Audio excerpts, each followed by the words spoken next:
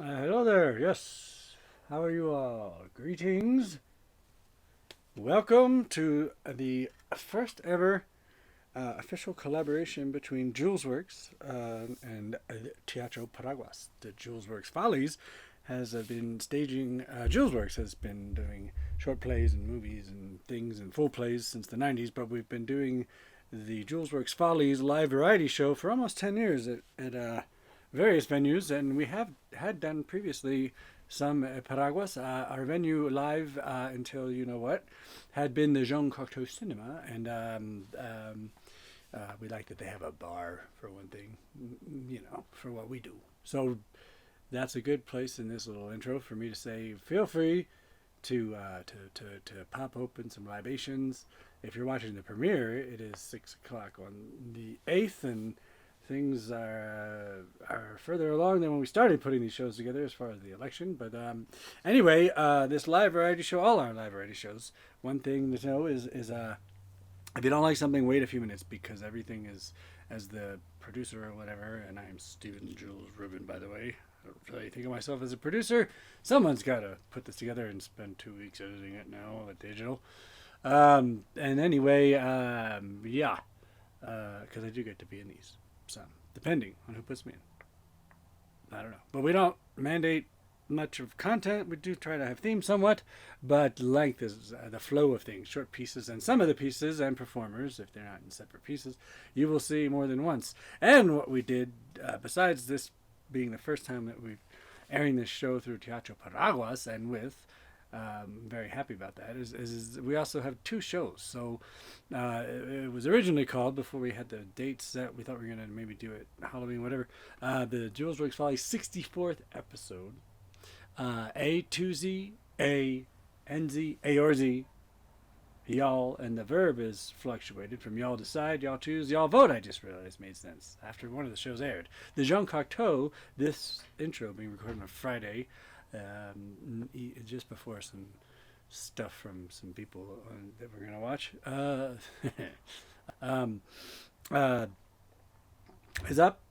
And these are going to be, no mandated charge, free to stream, stay home safe digital offerings that will be up on these sites for a while. So if you like this or want to share it with people or need to hit a pause or whatever, because it will be a couple hours, but it won't feel like it.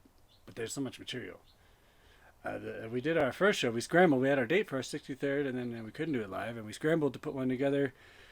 The first cut was a 4.5 hour David Lean epic. I managed to cut some material down to just shy of 3 hours Scorsese opus, and you can see that now on the Julesworks Follies YouTube page. And we plan to keep that more active, as there seems to be no evidence that live events will be picking up much, and that's okay. We're gonna take advantage. We've always wanted to do more film stuff. We have done films in the past. And anyway, JeanCocteauCinema.com. You can see the other show. Many of the performers you'll see tonight have separate material on that show, and there'll be a host who will help guide this evening, and you're going to get music from Dagan Waddell, who used to be present here physically. He's a Vermonster now, and there's two Vermonsters in the show, two people who have lived and performed in Santa Fe and are currently in Vermont, and one I think is from there, but Broomdust went to become a monk, and he's got music. Rose Provon is one of our loyalists, so you'll see snippets of her Grandma Speaks. One with Teatro Paraguas' Alex Hudson. Chris Diesler was a big part of our show. He had been off because he's the voice of Hutton Radio, the Mighty D, on his back. We got some stuff from Lithgow and others. Nicoa Salas is the other one. I'm looking at the list. Alex Hudson got some material, of course. We love Alex, and she's in the other show. Henry Valdez has a piece that teared me up. He was in live Julesworks many years ago and had some films previously. If you know Stephen Jules Rubin, he was one of the key people when there was only one Santa Fe Film Festival, and Henry had a piece. Juliet Marie Salazar Paraguas made a very unique piece that's in a couple parts. Rose and Alex joined up. Danette Sills had returned last show and has some tips in her new character. Jim Jones, a legendary cowboy western writer and musician, teams up to do some Red Shuttleworth's poetry, and Jules and Jim do read. Alex Hudson's poems is read and translated with help from by Roxanne Tapia, also Teatro Paraguas. Mohit Dubé, a young kid who I had gotten to play at the Jean Cocteau many years ago when we were doing Late Show, has some music in each show. Trumpty Dumpty, Alex's poems in both languages. Quest Ion, just met. Typical good Santa Fe story, this, and the show will start soon. Quest Ion, Q was, I work at Jumbo Cafe, and we were conversing while I was waiting for his to-go order, and turns out he prepares computers, so he made this computer work much better. So the first time we did this show, it was very stressful on one of us. This time has been time-consuming, but not so stressful. But we're no complaint. Very proud to be able to put all this together, and I hope you enjoy it. And so he's got some unique music and video, and Roxanne Tapia reads a poem by Mark Hudson. And then Regina Ress, who I just met through Melanie Lamb Faithful, whose poetry you'll see, had been my last live guest on my radio show every week, which you'll hear about later, Metaphysical Biscuit, and on 96.9 FM KMRD LP Madrid, New Mexico. And the Jules and Jim Do Red was aired on that show in September. And Regina is a storyteller of some renown. We'll hear more about her. You can check out her website too. And David Tom, another new friend who has the Uncle DT barbecue in town, and has a song that was actually not brand new, but it's very nice, pretty new. And Bob Weir was involved with the production of Ship of Fools. And then more of these pieces that I mentioned, and more from Nicola Salas, and some original fun stuff from Diesler. Argos McCullum participates with his poetry, and we're going in reverse. So the tradition in the Cocteau show has always been, and did carry on with the digital show, that Mr. Greg Turner is the first piece. He'll be closing the show, although stick around. This show will be the first time also that there'll be bonus pieces that you won't have to wait long. It'll come right on. So that's enough, and I just want to thank everybody, of course. Thanks Argos and the Paraguas team for approving and doing this. I'm sorry about that, but I don't want to re-record. I got stuff to do. But look at that. I've just been in this bunker here for like 2 weeks making this, and you get a little antsy sometimes. Thank you so much. Enjoy the show, and the host will be a fella that was going by Jock, but we don't want to confuse with anybody bad name Jock. So Jock RN. He's a radio nut, and he listens to the show with you and will guide you through. And so with that, let's let the show begin. Thank you so much. Enjoy. Hey, hi there. I'm Jock RN. Jules, Otis, career, not a nurse, radio nut.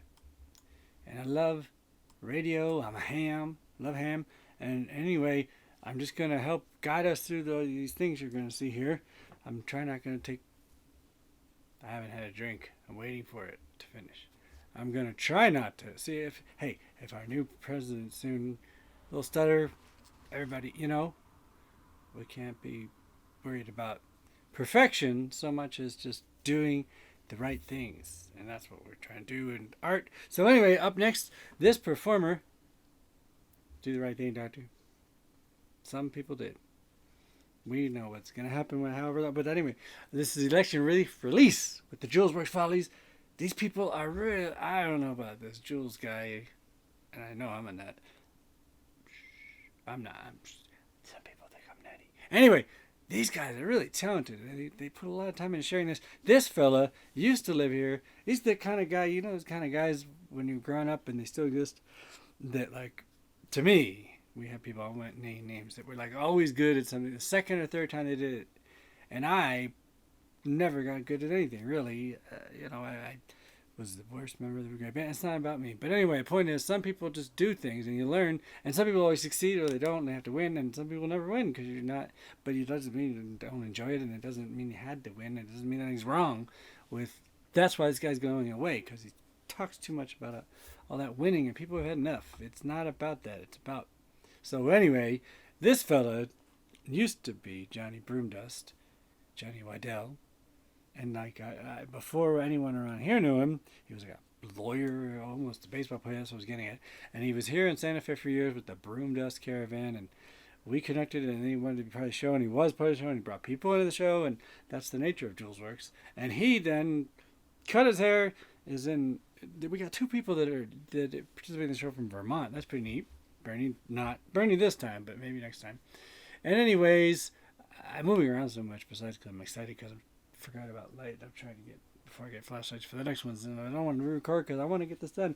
And you want to see Johnny Broomdust. It is Digan Wydell, formerly known as Johnny Broomdust, got a song to get the show started with Mary Barron and the beautiful Vermont behind them breadloaf, and backing vocals Mary and fiddle, and Johnny is lead vocals, guitar and bass, and you'll know the song. So take it away.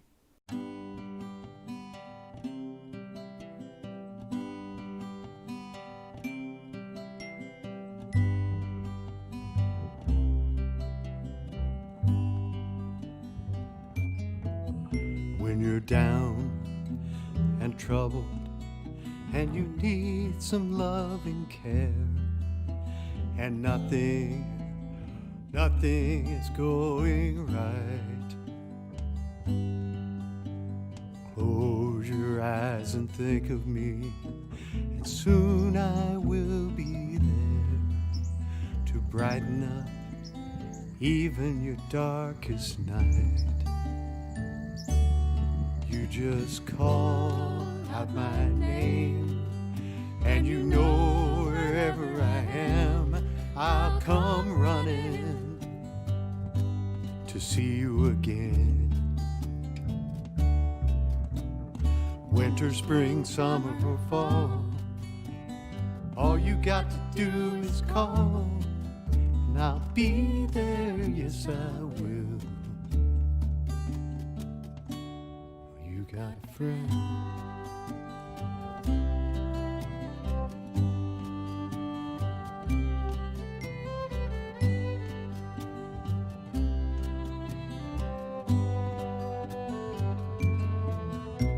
The sky above you grows dark and full of clouds, and that old north wind should begin to blow.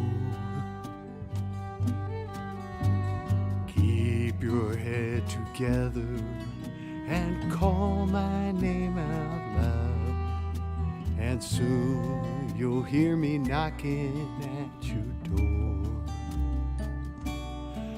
Just call out my name, and you know wherever I am, I'll come running to see you again. Winter, spring, summer, or fall, all you got to do is call, and I'll be there, yes I will.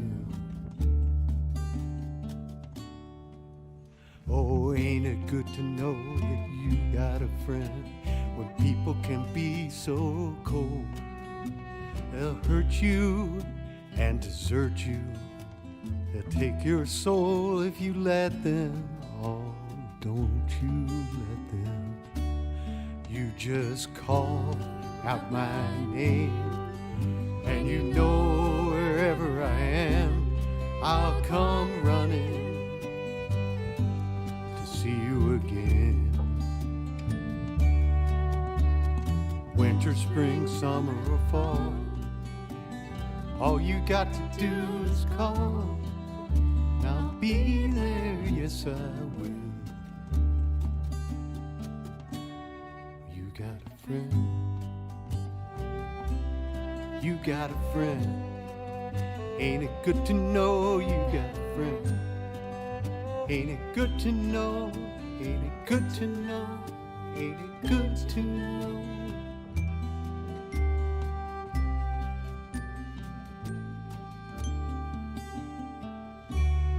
You got a friend.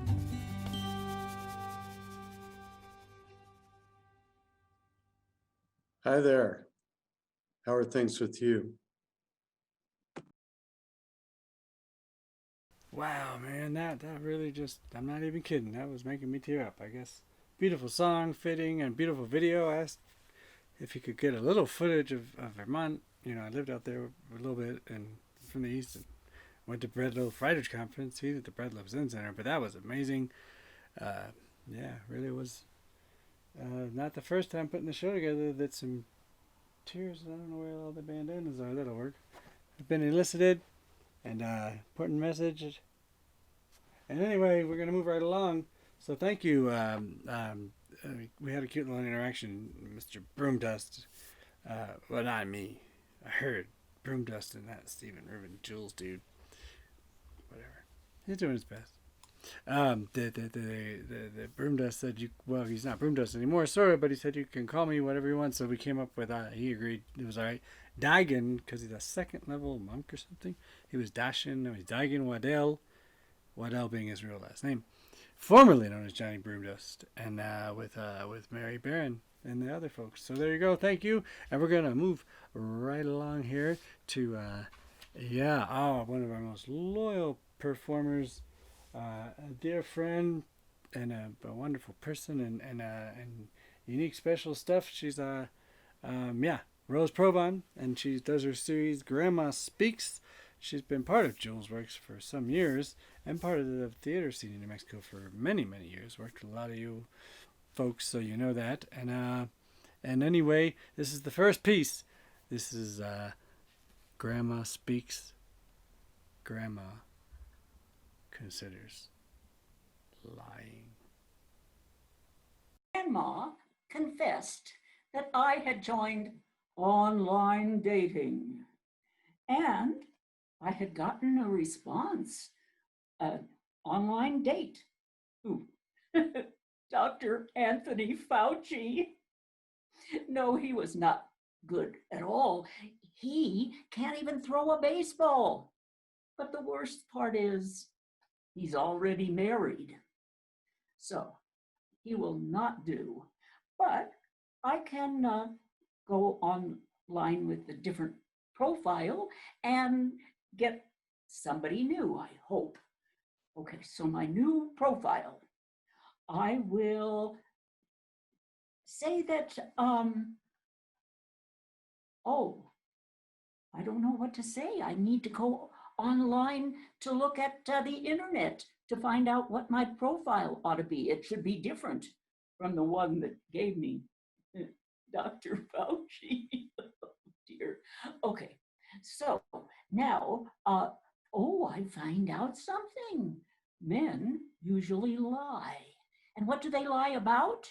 They lie about their height.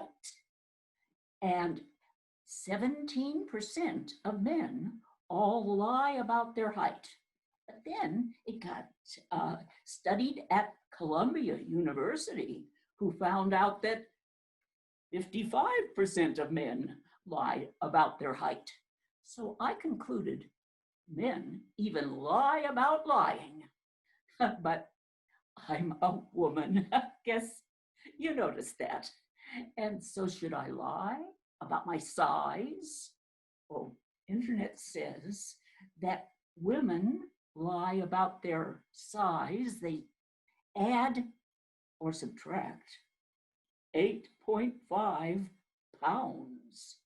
Oh dear, I guess there's some that have 8 pounds and others that have 9. But all the sites want you to please have a photograph. And so the men looking for my profile are going to see this picture. And then when they see me, I don't want them to wonder if I lied about my size. So I guess I just have to tell the truth. But there is a subject that's really good for lying. That's the person's age. Yes, 50% of men and 25% of women lie about their age. So yes, I think I could do that, except that the site for online dating checks on your birthday. And when it comes around, they add a year to your age. So I guess next Groundhog Day, that's my birthday, I'll just have already added my year, so they won't have to do anything about that.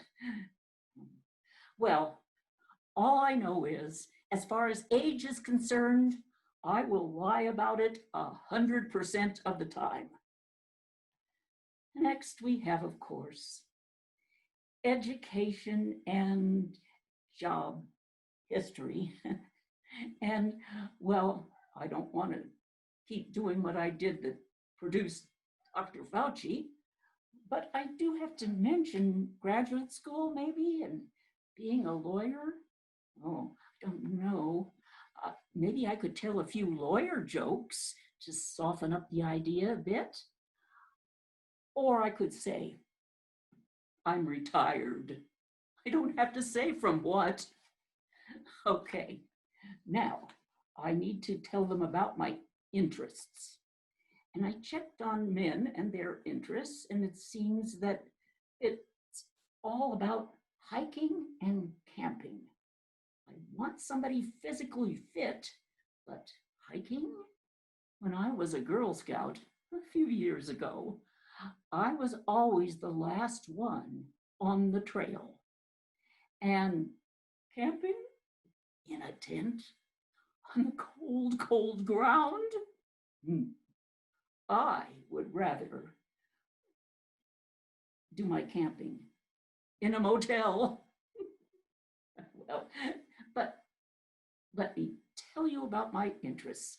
I'm most interested in Julesworks Follies. It just is so wonderful to be a part of that. And I can tell the men on the dating site that they should watch Julesworks Follies too. That would increase Jules' audience and give the men something really good to watch.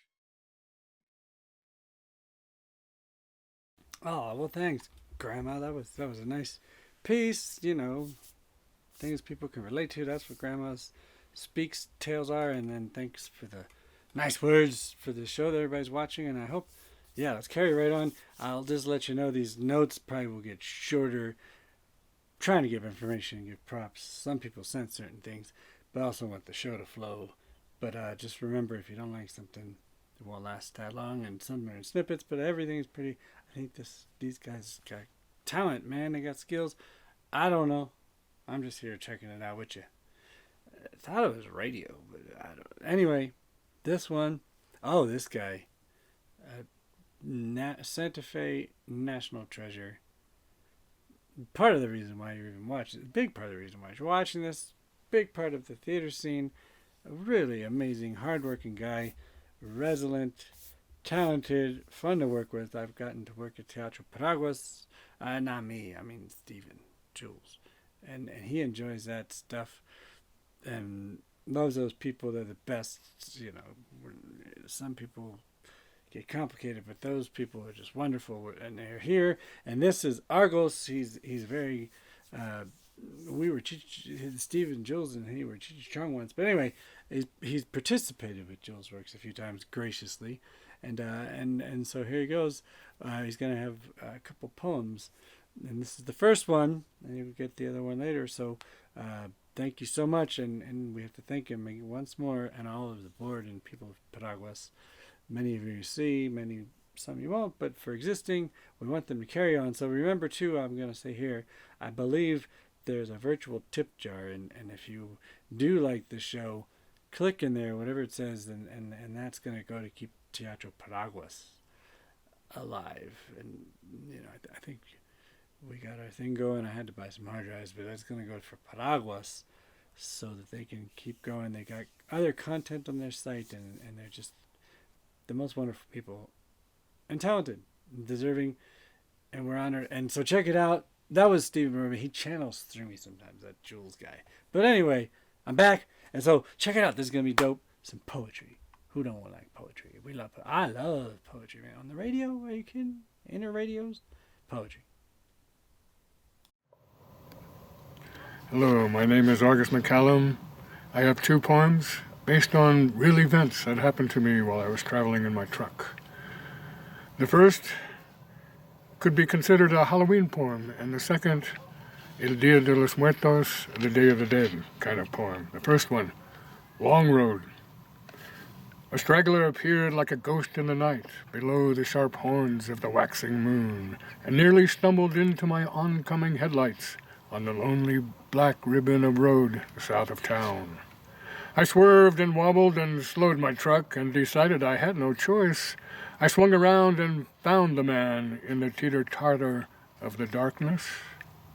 For I did not wish for death to be awoken, nor name myself as an accomplice.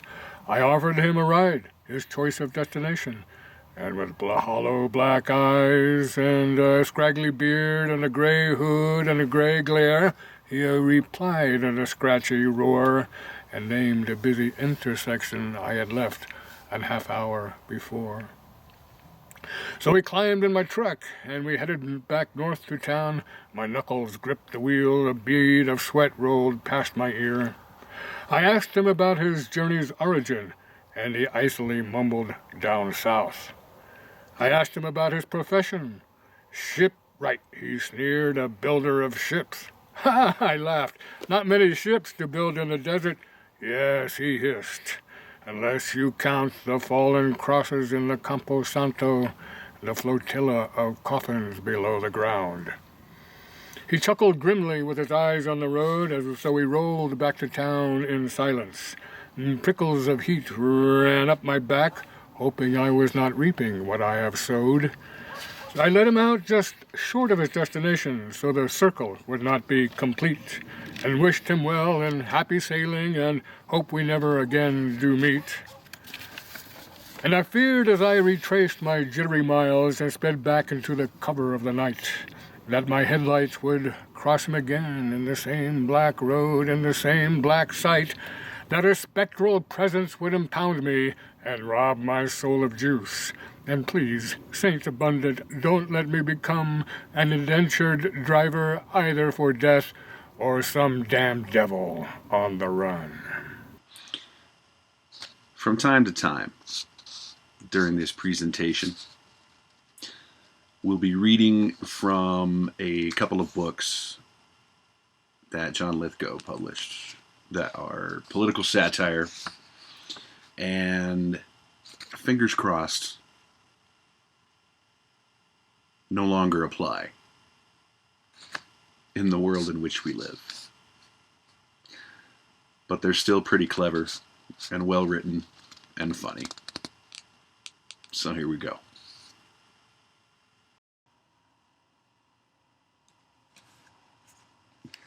A liberal's complaint.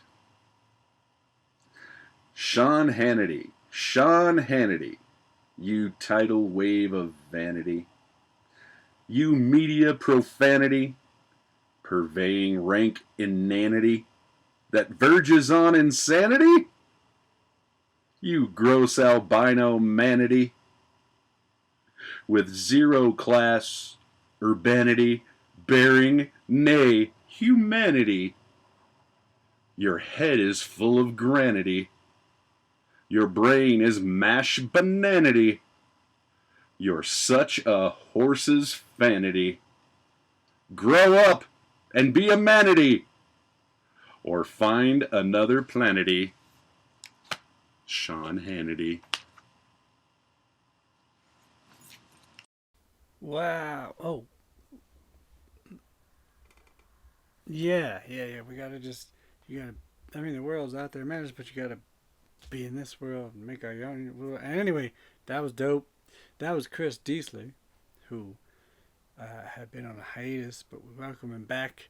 He's also, if you recognize his voice, he's the man on Hunting Radio, the Mighty D. Anyway, he had hosted the shows a lot at the Cocteau, and he is back, hopefully for a while. He's in the other show that you can see at JohnCocteauCinema.com as a safe stay-at-home offering. It's got some performers, but it's not the same show. And anyway, carrying on, this fella right here, is he's the other one that's in Vermont currently, and he's originally a Vermonster. And I got in touch with him. I'd seen him in a lot of plays. Paraguas, you probably seen him. Nicola Salas, super talented young kid. When the stuff happened, and he went back home, money, all that stuff. I mean, Vermont's got its plus sides. Bernie, did you see him? I'm going to be political for a minute. These speeches, but Bernie said, even though the results haven't been announced, that he's been sleeping better than ever, and he feels like he knows things are going to move on, and then we can put some pressure on healing. And interesting that's going to work, pressure on healing, but it kind of will. Sometimes you got to put pressure. You get to cut, and then it works out. And so anyway, he's got we're going to get a little light and fluffy here now. Beautiful ukulele. I need to learn ukulele. My lady friend got us these, and I'm no better at this than I am anything else I do, but I heard I could be really bad and enjoy the ukulele too.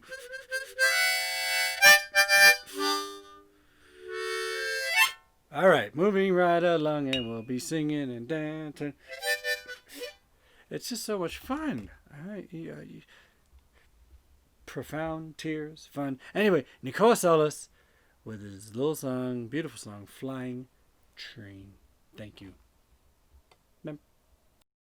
Hello, it's me, Nikoa. Hello, my 31 subscribers. It's great to see you. I know I've been away. I have a new ukulele song to play. It's depressing, but very nice, I think. And I don't have my band today, 6 Feet Apart. They are across the country. They didn't move at all. I'm across the country, so we're more than 6 feet apart. That's our new band name.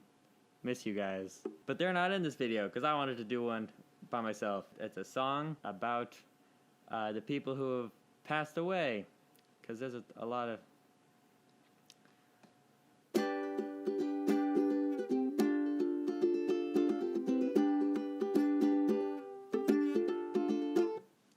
Have you ever seen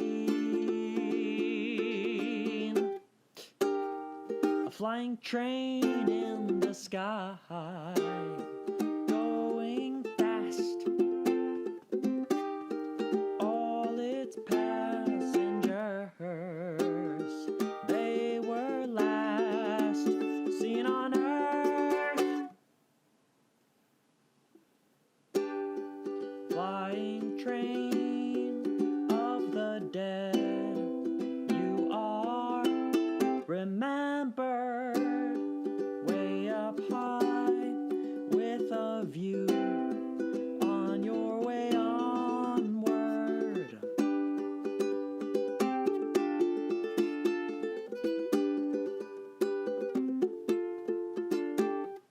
Live and die with love.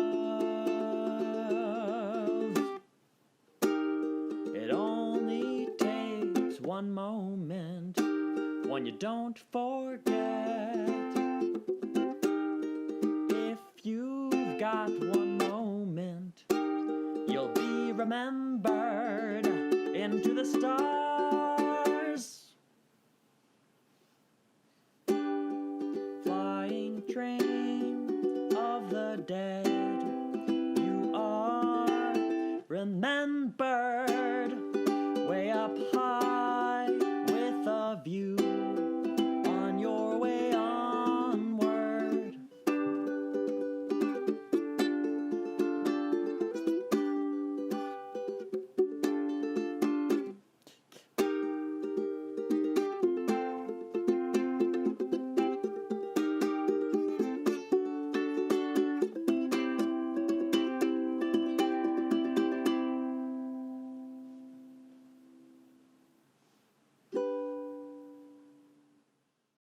All right, thanks, Nicola. I guess I didn't really mean light and fluffy. I meant the sound. But anyway, beautiful. And speaking of beautiful, we're moving on to some beautiful poetry by the wonderful, lovely, super talented Alex Hudson, one of the Teatro Paraguas folks, and helps write the holiday shows. And they're gonna do a little something at the end of the year. And I heard that Steve and Jules guy might be in it. But anyway, yeah, I found the radio. check it out. So we're going to see what's next, and we're going to check out some poetry. Teatro Paraguas specializes in things that are Latino themed and bilingual, and so I say that now because this first piece I think is in Espanol, but don't worry, you get the English. So, thank you. Alex Hudson. Hi, Jules. Hi, everyone.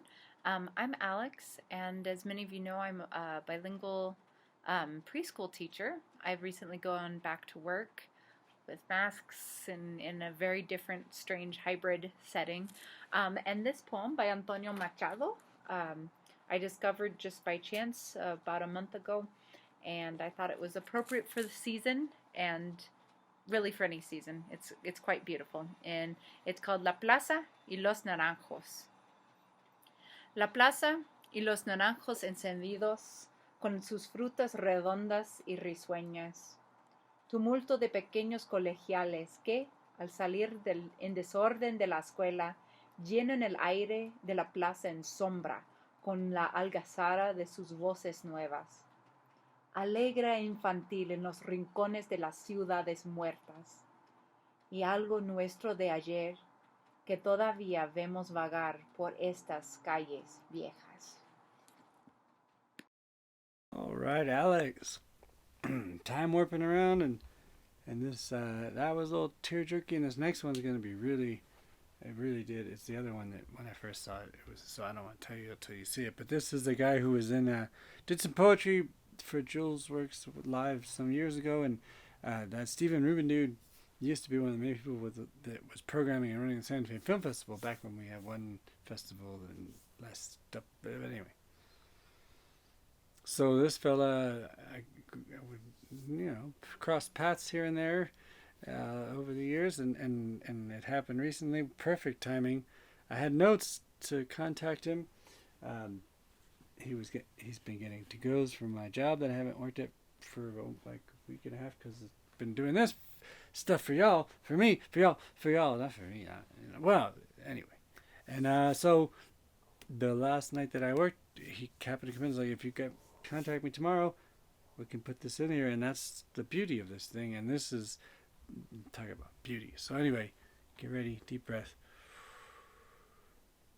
It's a good flow. Anybody that's dealt with mental stuff, especially, this will be good. So Henry Valdez and the visual poem Changing Tide. The last high tide panic sucked from the beach, ready to sail out to the unknown. No point in staying on this island forever. Nothing here but people burning palm trees and calling it positivity. The smoke stings my lungs. Life is short, the ocean is terse. But standing on a beach with a scorching chest is not existence. There is more to life than the ocean hitting the horizon.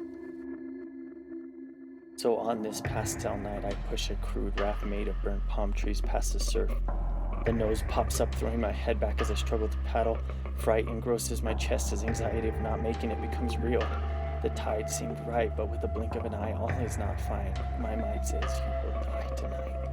The ocean rejects, throwing me from the raft, frantically swimming towards a chaotic surface, struggling for breath. Riptides pull me below. Pink strips, sunsets, evaporates to darkness. I've taken my last breath. Bubble words of goodbye, my love. Goodbye, my life. Goodbye, my island. This is where I die, under the tide. I close my eyes as my limbs go soft. My body descends towards the bottom of the ocean. It's okay though. I don't mind.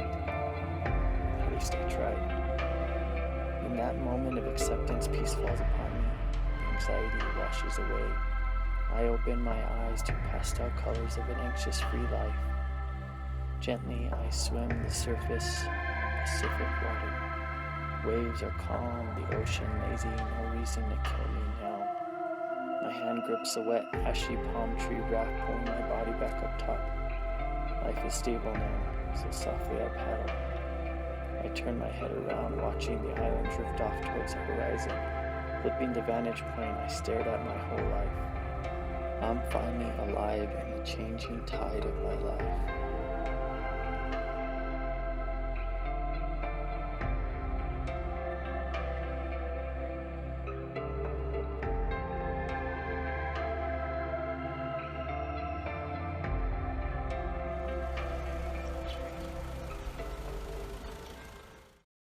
wow, that was amazing. And we're getting there. Almost time to start a little drinking. Because it's going, y'all should be drinking if you want, or whatever you do. Enjoy. Take it in. If you need a break, come back. But anyway, that was really, I'm telling you, man, I ain't joking. That was tear jerky. It's a good thing. I got survivals. It says survival university. But that was beautiful. Henry, I took some notes. Not that I've seen that a bunch. I listened, watch. It's like radio with video, I guess. That's pretty cool. Well, anyway, at least I tried. I love that. And I can't read. This guy's got some. He might not be right in the head all the way, but it's all right. You do. We can. And then, oh my goodness, I thought I could read some of this. So we just find ourselves and just deal and get through. And so we're going to move on. And this next one is amazing. This is someone from Teatro Paraguas, Juliet Marie Salazar. And but in addition to the holiday shows, that Stephen and Jules Rubin dude got to be in a play in Pennsylvania, Philadelphia, being a hot spot right now. It's interesting by the great playwright, and Paraguas is in a bunch of her plays. She's a Latina Jewish playwright, world famous. Chiara Judes, and I got to be. They did the trilogy with all the theaters in town. Sort of right before the shutdown. It was phenomenal. So Christina Emily Vigil tried to get some dance into this piece. She won't be in this one, but she'll be in the future ones. But Alex, Juliet helped direct, and then Roxanne, you're gonna see in a minute. We were all in that play, so that was neat. But anyway, this is she put this together, very cool. You're gonna see one part and the next, and the levels. It's neat that people have of just having learned Zoom. Some of these performers to people that can make their own videos, like that one you just saw, and this next one. So obviously, things that have more time and energy you can do, but everything's great, and this one's really nifty, and very get ready. This one's gonna get ready. I'm ready.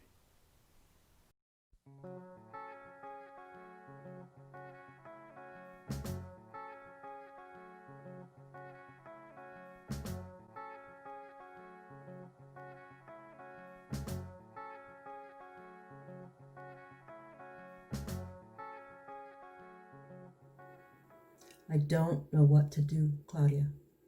We've been through this so many times. You're brutal. Why do you do the things you do? No answer? Oh. They tossed the dice. It had to be. The only one for me is you, and you for me. So happy together. So what's the next step? I've tried everything. What am I supposed to do now? I've tried reasoning, punishment, I took away internet access. Ordered stuff off eBay. It's because I'm so bored.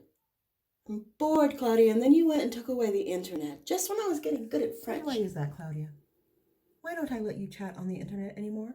Because you're a cunt? Could it be because of all the worthless stuff you ordered on eBay? Could it be because you're a cunt? Do we really need a mannequin head? Yeah, I could use a head, yes. I could finally look you in the eye. A picture of a fat, naked man. Oh, the fat guy. Oh. Dog treats. We don't have a dog. I want a dog. Makes the doggy sweater and the doggy tags rather useless, don't we? We need to get a puppy. What the hell is this?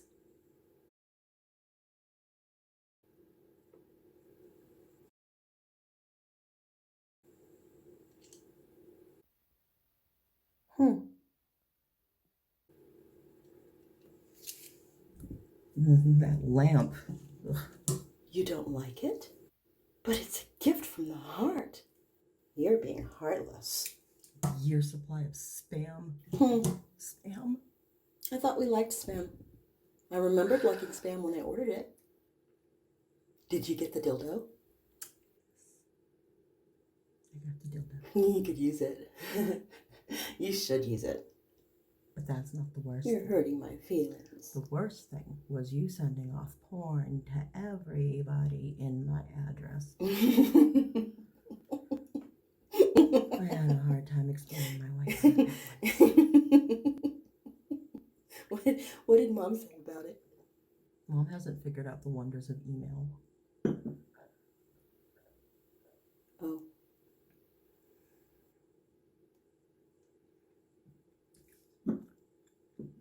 So now what?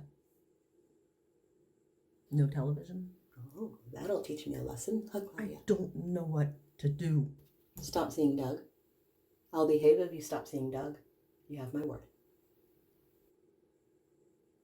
No. No. Of course no. You know how long we've been waiting for this? No. No, then. There you have it. Oh, don't worry. We'll figure it out. We always do.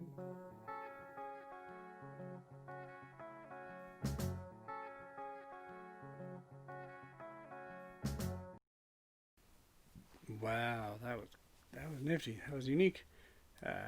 Talent. One actress doing all that.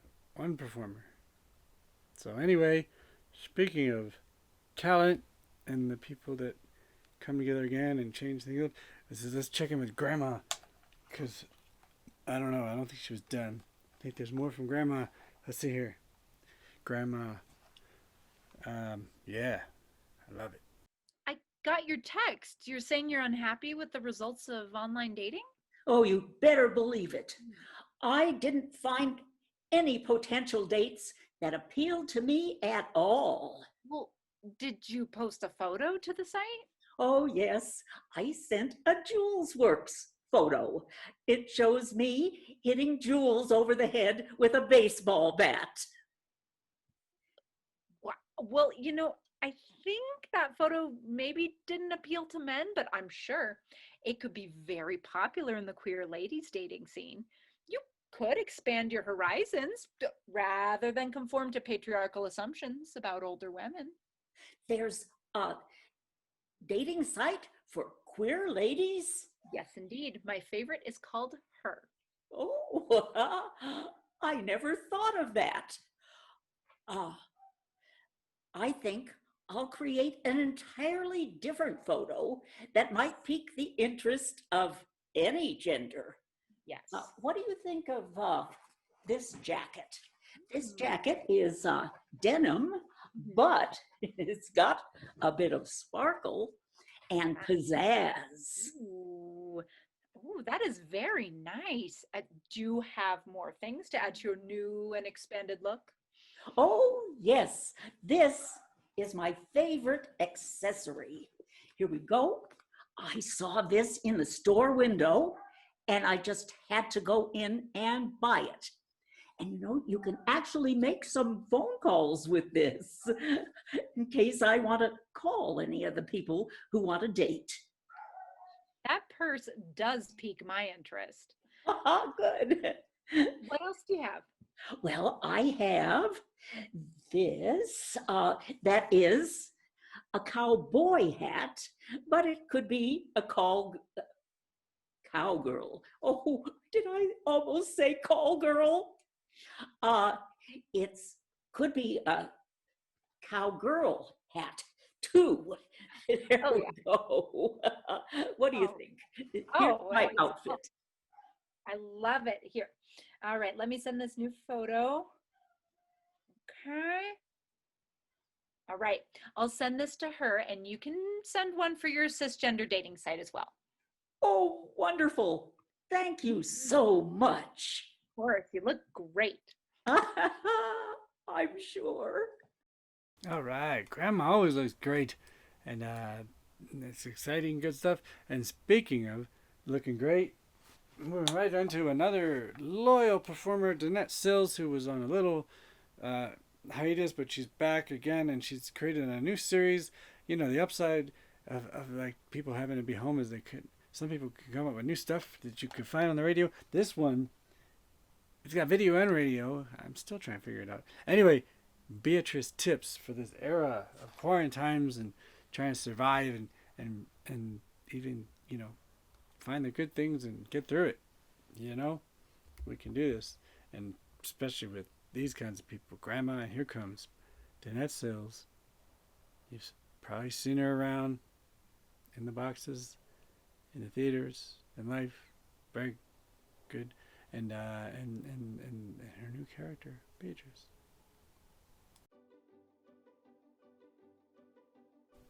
Hello, I'm Professor Beatrice Beetlebaum, head of the Medieval History Department, University of Dumb Creek, No Pedal.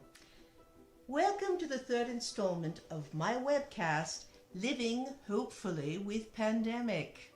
Today we are going to examine the 1918 Spanish flu pandemic, one of the most deadly and wide-ranging pandemics in modern history. Many today compare the coronavirus outbreak to the 1918 pandemic, and while there are similarities, there are also significant differences. The Spanish flu, also known as the 1918 flu pandemic, was an unusually deadly influenza pandemic, lasting from January 1918 to December 1920. It infected 500 million people worldwide, about a quarter of the world's population at the time. The death toll is estimated to have been anywhere from 17 million to 50 million, and possibly as high as 100 million, making it one of the deadliest epidemics in human history. However, while the pandemic was commonly known as the Spanish flu, there are conflicting theories as to the origin of the disease. There are some who theorize that the disease had its beginnings in a major UK troop staging camp in Étaples in France, as this was the time of World War I. Due to the overcrowding at the camp, there are expert theories that the disease originated in birds, such as poultry, transmitted a mutated form to pigs, which then transmitted the disease to humans. Other theories contend that the disease originated in China. That certainly sounds familiar. Mutated in Boston in the United States, and from there was transmitted to Brest, France, with the movement of US troops to active duty during World War I. Still other theories place the origination of the virus in Kansas in the United States. However, these theories have largely been disproved due to concurrent outbreaks in other parts of the globe. When an infected person sneezes or coughs, more than 500,000 virus particles can spread to those nearby. The close quarters and massive troop movements of World War I hastened the pandemic and probably both increased transmission and augmented mutation. The war may also have increased the lethality of the virus. Some speculate that soldiers' immune systems were weakened by malnourishment, as well as the stresses of combat and chemical attacks, increasing their susceptibility. A large factor in the worldwide occurrence of this flu was increased travel. Modern transportation systems made it easier for soldiers, sailors, and civilian travelers to spread the disease. The second wave of the 1918 pandemic was much deadlier than the first. The first wave had resembled typical flu epidemics. Those most at risk were the sick and elderly, while younger, healthier people recovered easily. By August, when the second wave began in France, Sierra Leone, and the United States, the virus had mutated to a much deadlier form. October 1918 was the deadliest month of the entire pandemic. After the lethal second wave struck in late 1918, new cases dropped abruptly, almost to nothing after the peak in the second wave.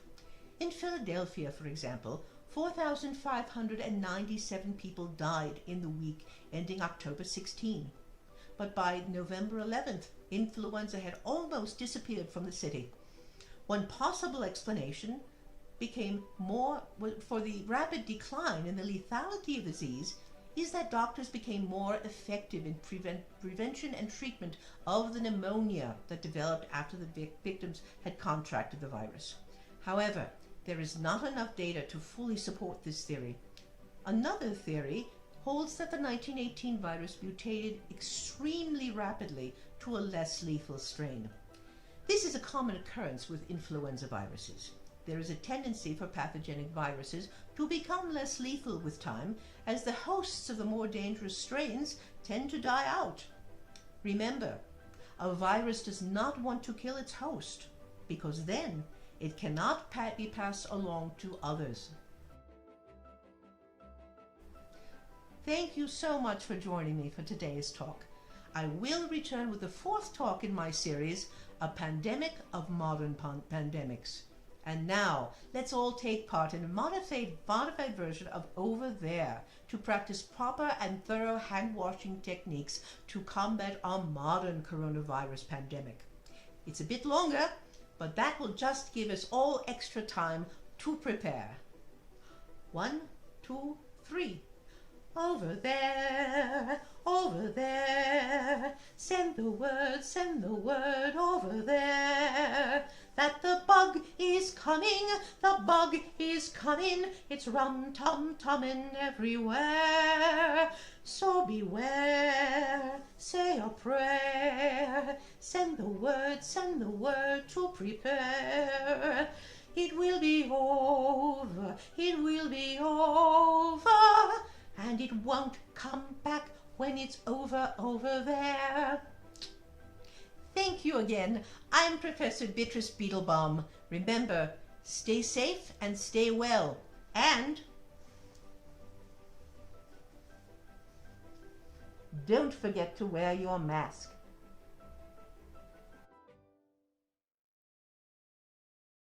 Oh yeah, the mask. It's okay. It's just me in here, safe, hiding away, and we're gonna move right along. Over there, it's a long way to Tipperary. Over there, wash your hands, keep it safe, moving right along. And speaking of radio, this next one aired on some radio, and then you get to see it here. It's awesome, man. Stick around. Women in Starlit Pink Sly Smiles. And I'm going to do that because it mentions someone I know we both know towards the end, but I'm not going to say who yet. Okay. On the knife edge of boredom, 2 years beyond plastic surgery, the twin sisters took a yodeling class, sewed breeches onto a neighbor's lawn statue of Venus at 4 a.m, paraded tottering drunk through Sun Valley in peach-colored thigh-length golf shirts and squirrel fur slippers, got matching lower back tattoos of Hemingway's face about the time he was cracking up. Ed points out the women up on the roof of the Roosevelt. They're at a table, tall glasses of milk and raspberry tarts. They don't seem to know Ed, though he said he'd had a recent moist kiss from one at a party to honor solitude. There's a mountain drizzle as I haul out of Kitchum. No deal with Ed to produce another play of mine. I know a strip of bogus Buffalo Jiggy. Crank up a Tom Russell song. Reckon it out, it's too late to wish I'd been born a coyote. Women in starlit pink, ellipses. Whoa, that's a hard word to say 3 times. Sly Smiles.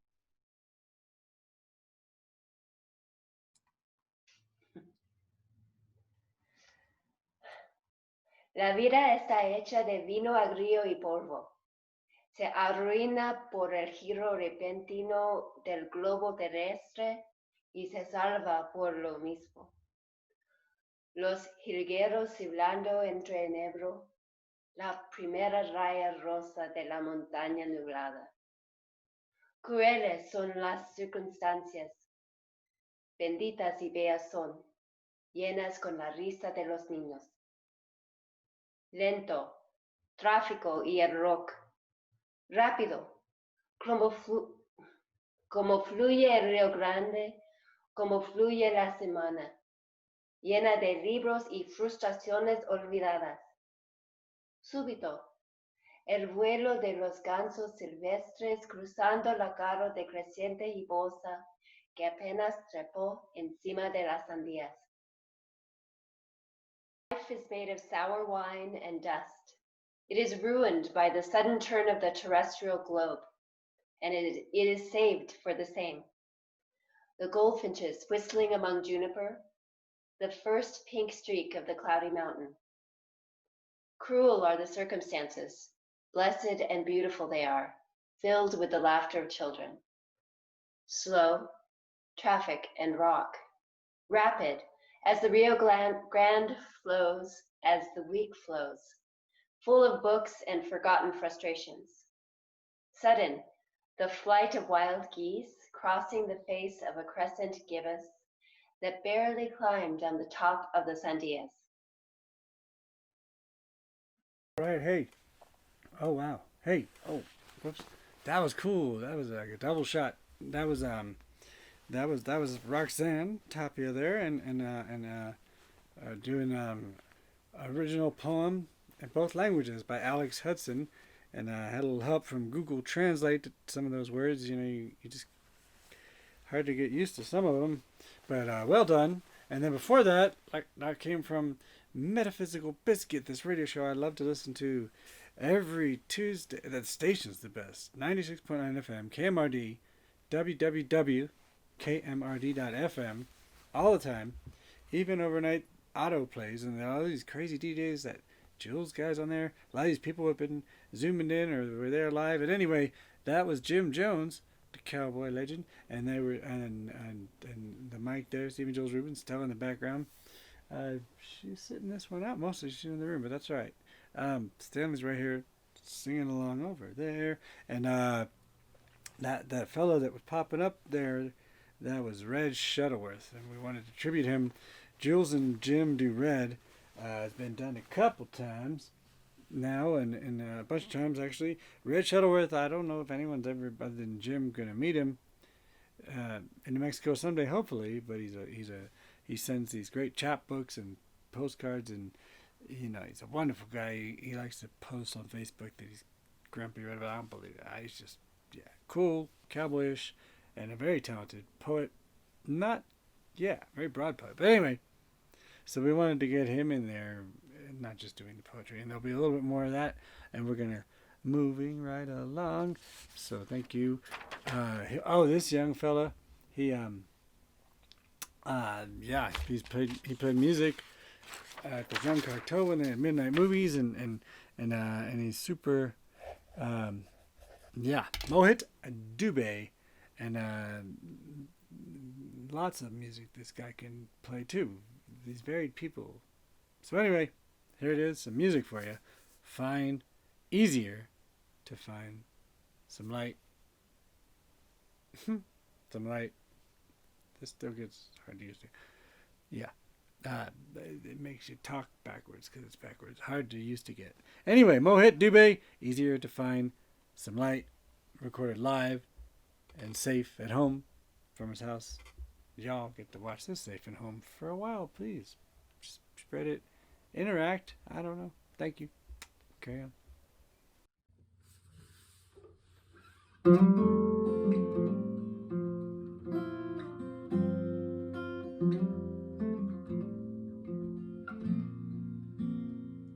There's a place in the shadows of my mind where a part of you still hides. But I'll wait for the sound of your voice so I can see the shape of your face inside. 'Cause I get so lost inside this sea.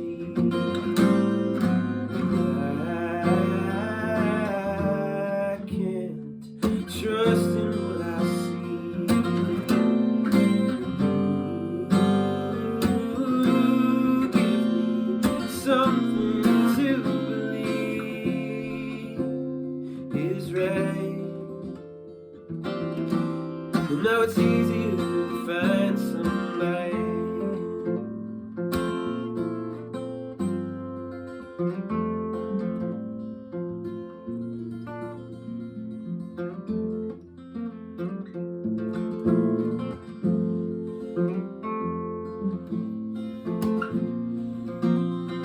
There are days when the shadows of my mind seem to swallow all my time, and they chase out the memories of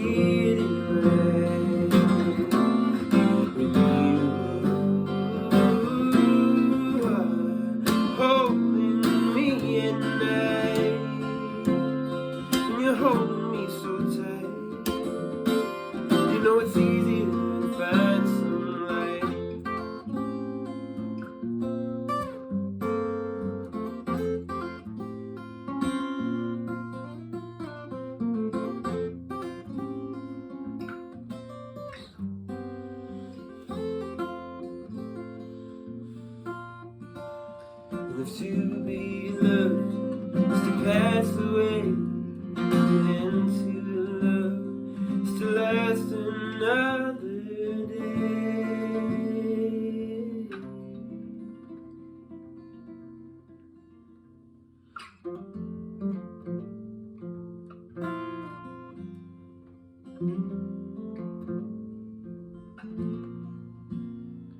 There's a place in the shadows of my mind where a part of you still shines, where a part of you resides,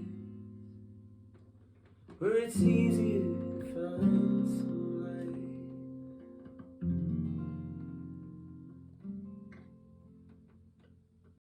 light. Right. Easy to find some light. That's what we're talking about. Make your own little thing, little circles, whatever. Make sure you do the right thing, Doctor. And we're going to carry right on. As Mr. Diesler introduced the first of these, looks like some of this came true. And you just can't be that mean, man. You gotta, another one's perfect, but you gotta be, yeah, we know. But anyway, enjoy. Carrying right on. Thank you. Trumpty Dumpty wanted a title. Trumpty Dumpty wanted a title. To him, an imperious handle was vital. Dumpty the Bold or Dumpty the Great, a moniker lending his legacy. Wait. He tortured his brain for a suitable label. Dumpty the Genius or Dumpty the Stable? Dumpty the Wise, or perhaps the Sublime? Not Dumpty the Orange. It's too hard to rhyme. While urgent emergencies went unaddressed, an appropriate nickname had Dumpty obsessed. But given what's past and what's yet to befall him, history will shortly decide what to call him. A POTUS whose pants are routinely on fire. Could be Dumpty the Huckster or Dumpty the Liar, with his bullshit throughout our pandemic attack. An apt nom de guerre would be Dumpty the Quack. With electoral help he's received from afar, there's Dumpty the Russian or Dumpty the Czar.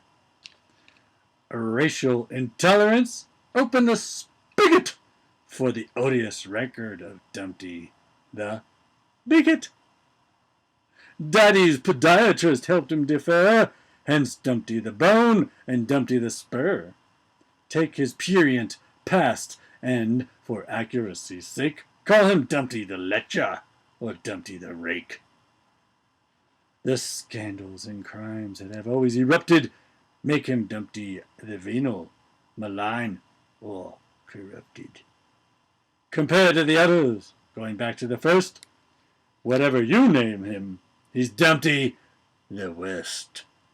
What title can conjure this ludicrous gent? A POTUS who hastened a nation's descent. At the end of this age of profound discontent, I'll settle for Dumpty, the ex-president.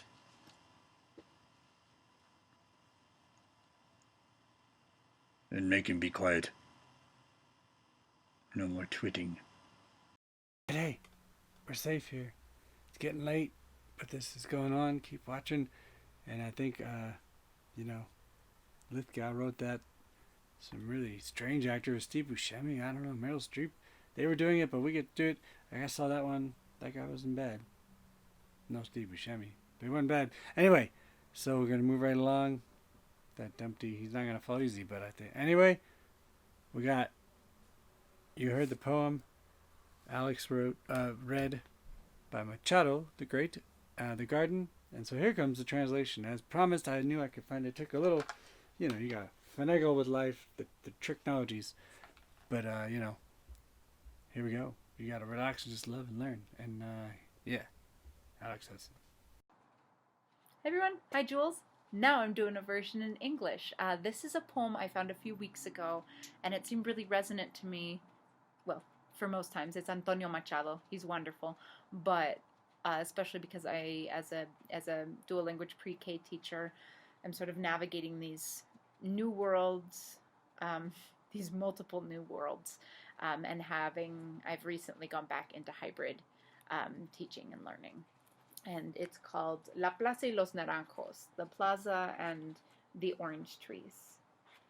The plaza and the orange trees all lit up with their round and smiling fruit. Tumult of small school kids who, upon leaving disorderly from the school, fill the air of the shadowy plaza with the happy riot of their new voices. Joy of children in the corners of these dead cities, and something of our yesterday that is still wandering through these old streets. That was powerful in any language, but yeah, here we go. Speaking of powerful and unique and special, this is the fella Q. If you need your computer fixed, you call Q. Fix this thing up, so I would never been able to do this without that. And anyway, he's got a music collective. So this is going to be a track called I Lock, and his musical name is Quest, KWEST -Ion, Quest Ion, and he's got a collective that he's trying to build more. I believe it was a quick meet. I don't know him that well yet, but I believe he grew up here, was away, he's back, and he's got some artists. You can check it out on YouTube. In addition to checking out Julesworks Follies on YouTube, check out the Aven Lux, AVENLUX, and there's a channel, Aven Lux, and it's already got several artists with unique videos and music, and you know, I like to share this information. I know it makes the show run longer, but it's important for these performers, for you to be able to find them again and carry on. You're a smart man, aren't you, Mr. Neff? Well, I've been at it 11 years. Doing pretty well? It's a living.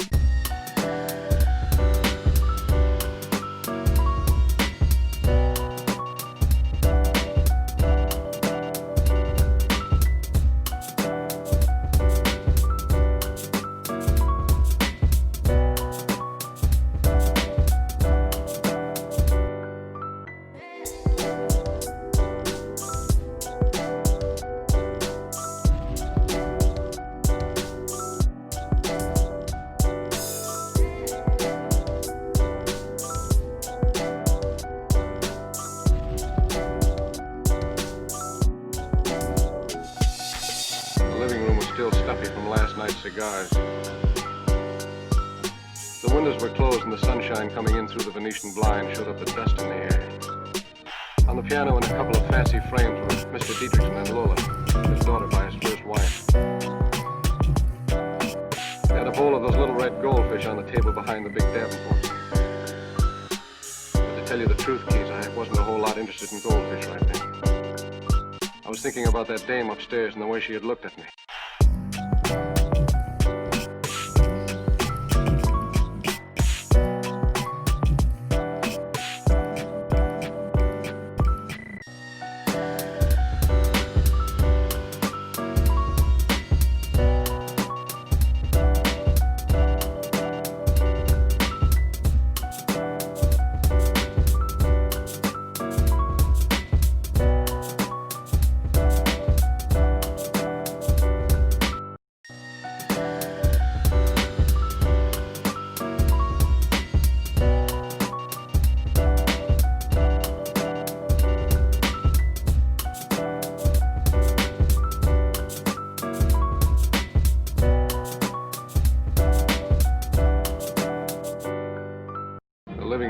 Stuffy from last night's cigars. The windows were closed and the sunshine coming in through the Venetian blind showed up the dust in the air. On the piano in a couple of fancy frames were Mr. Dietrichson and Lola, his daughter by his first wife. They had a bowl of those little red goldfish on the table behind the big Davenports. But to tell you the truth, Keys, I wasn't a whole lot interested in goldfish right then. I was thinking about that dame upstairs and the way she had looked at me. I wasn't a whole lot interested in goldfish right then. I was thinking about that dame upstairs and the way she had looked at it.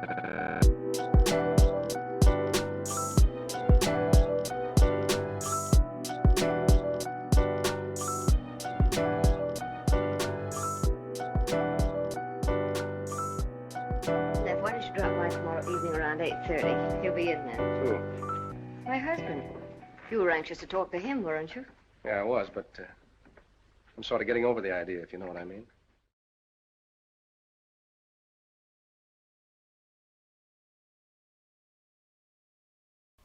Now see here, if you know what I mean, you know, say, that dame, that fella, whichever, don't matter, had a set of games that would knock you in the next year.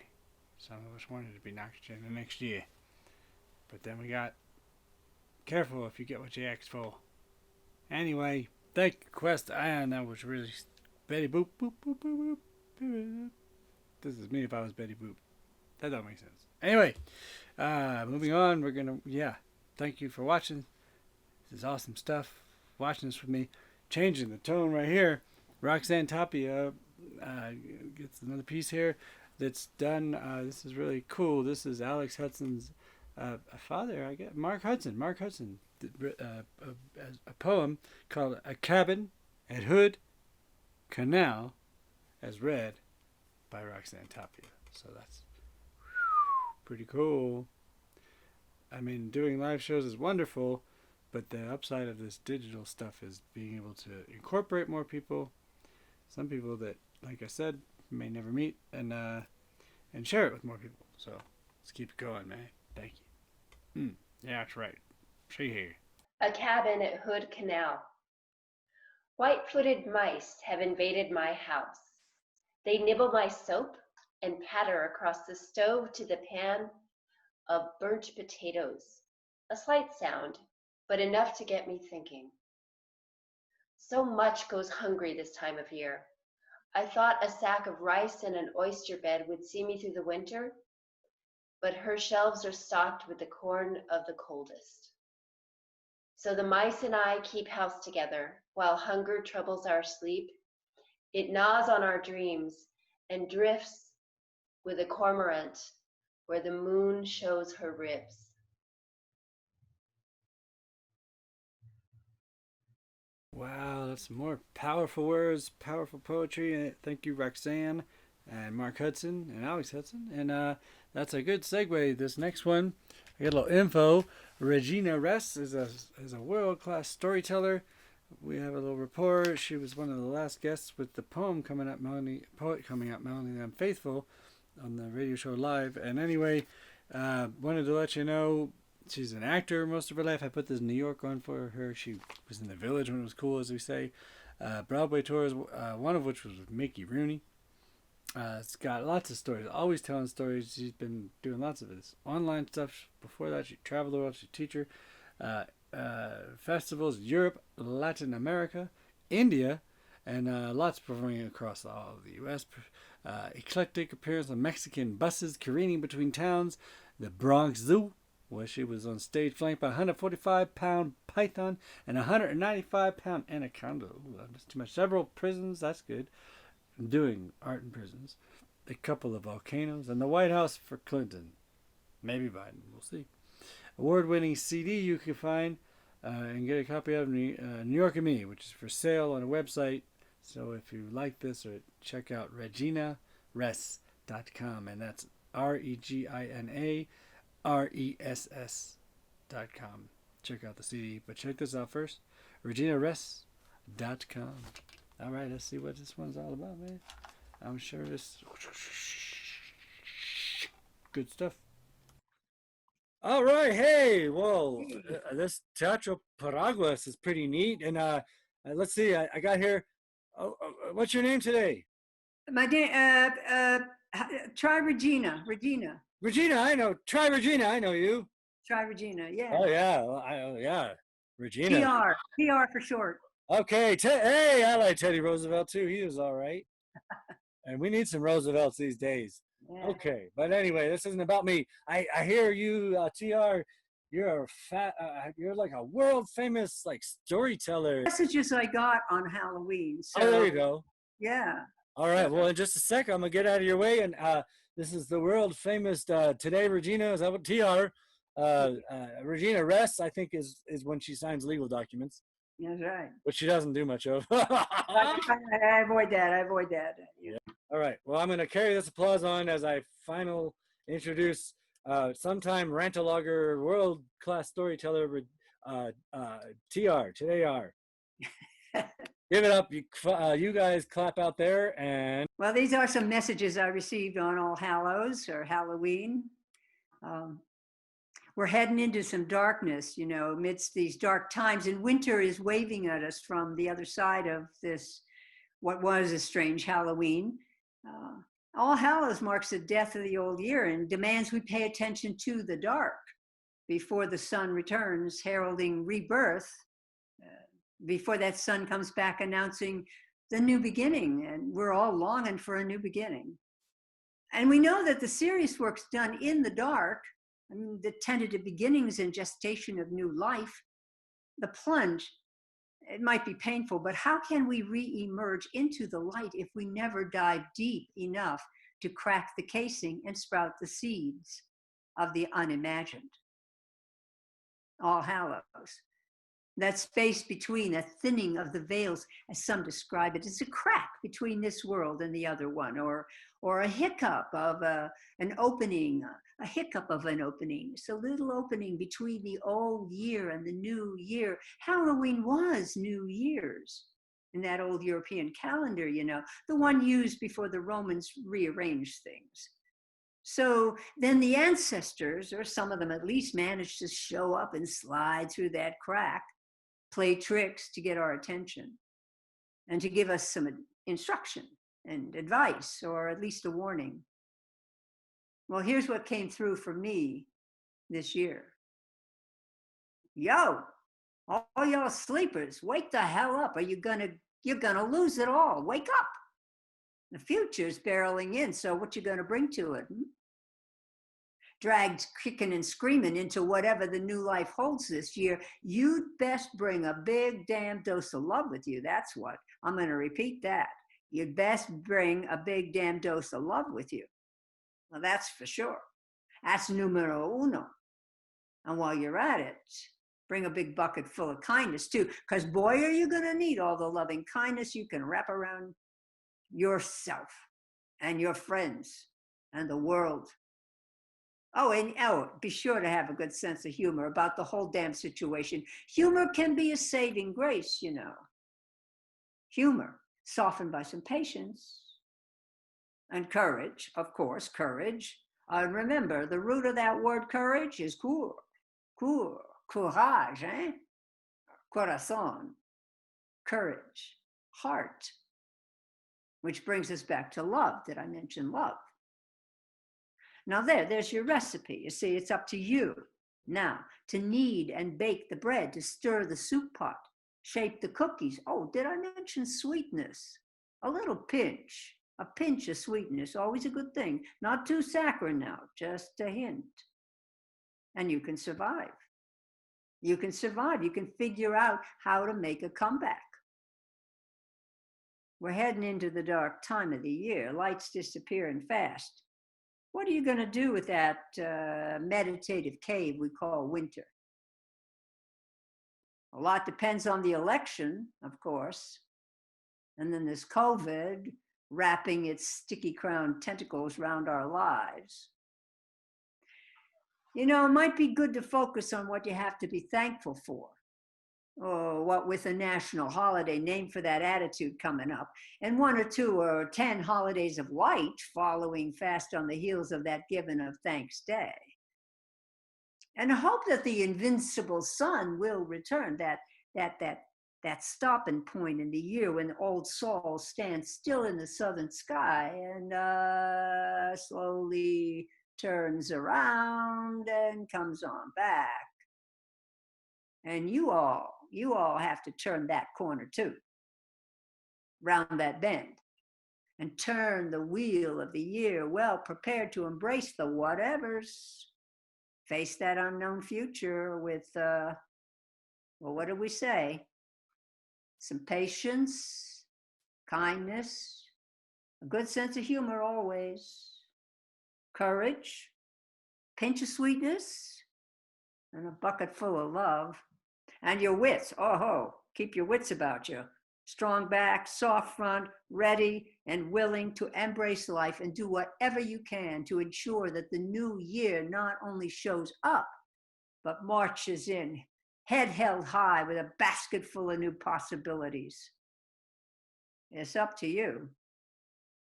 And winter may be coming, but, the dark is a good place to grow new things. Babies and seeds and new worlds. So courage, eh? Fear not. Keep on keeping on. Because there's no place to go but forward. All right. Hey, hi. That was great. Oh, excuse me. Sorry.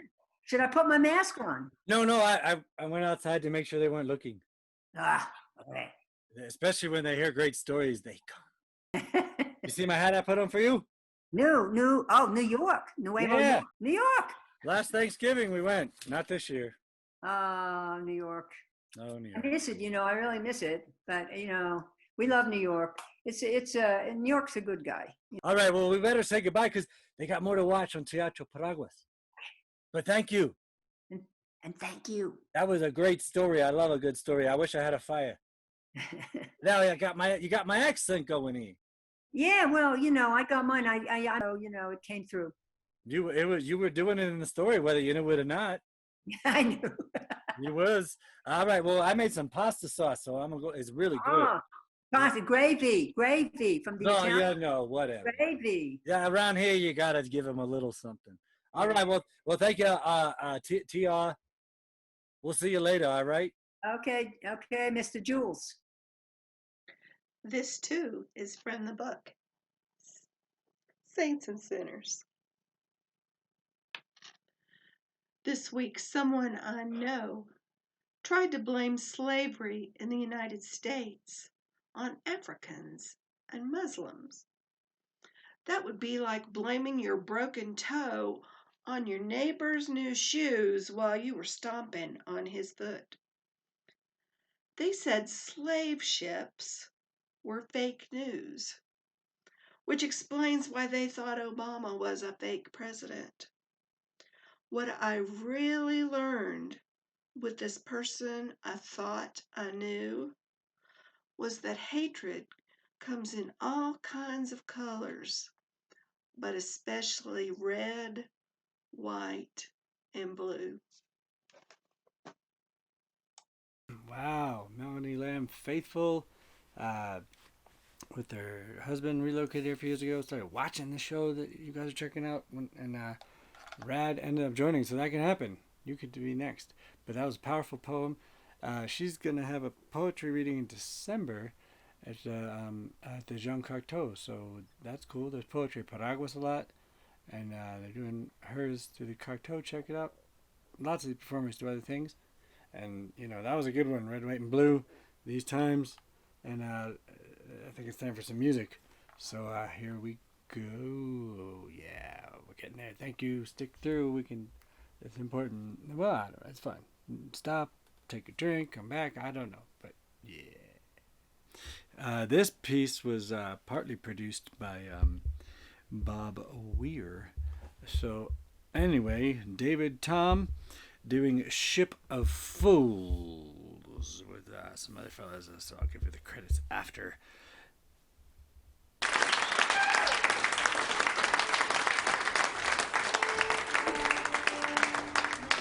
We're going to feature David Tom on the guitar and lead vocal on this next one. The reason this band is happening is because he recorded this song with his band, the David Tom Band, many years ago and sent me the CD. And I knew someday I'd cross paths with him. Ship of Fools. 1, 2.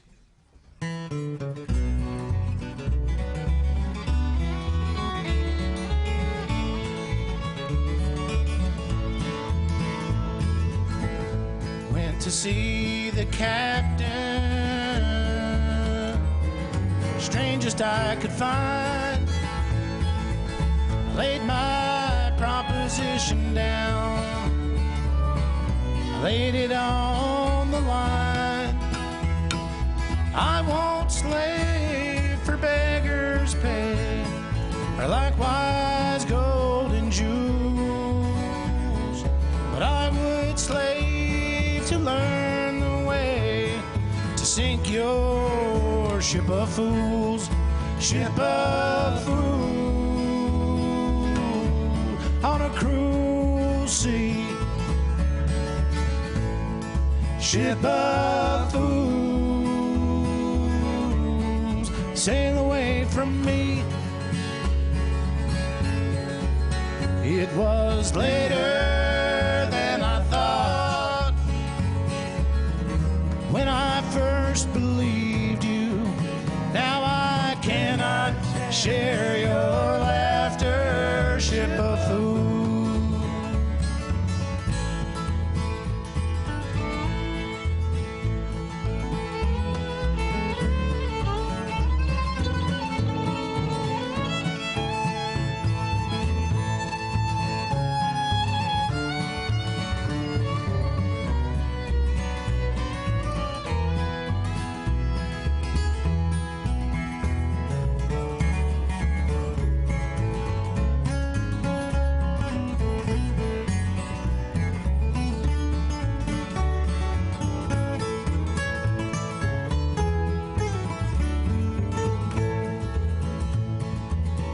I saw your first ship sink and drown from rocking of the boat.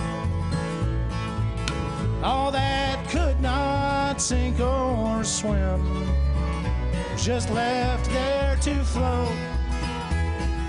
I won't leave you drifting down, but Lord, it makes me wild. 30 years upon my head to have you call me child, ship of fools on a cruel sea, ship of fools, sail away from me. It was later than I thought when I first believed you. Now I cannot share your laughter, ship of fools.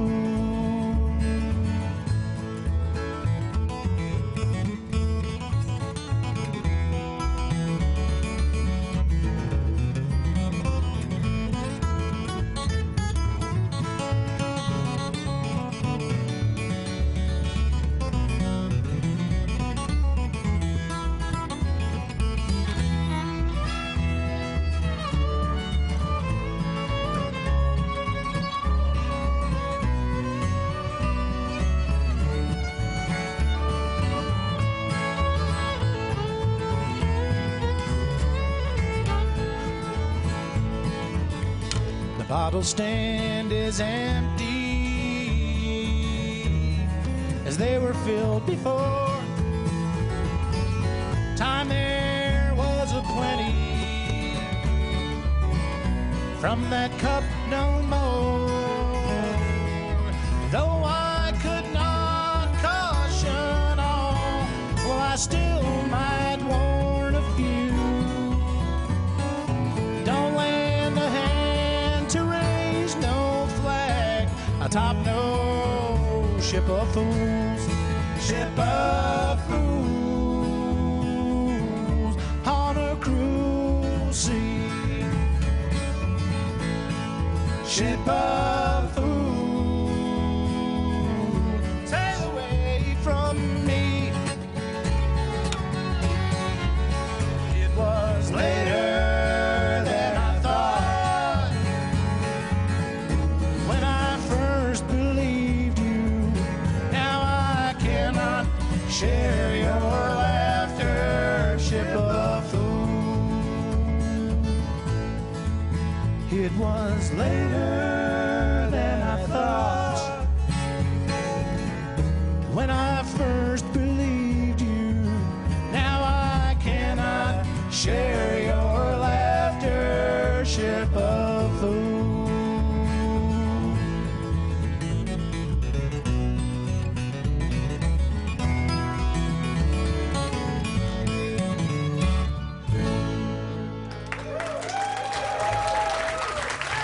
like what you hear, you can find us on the web at s3b.us.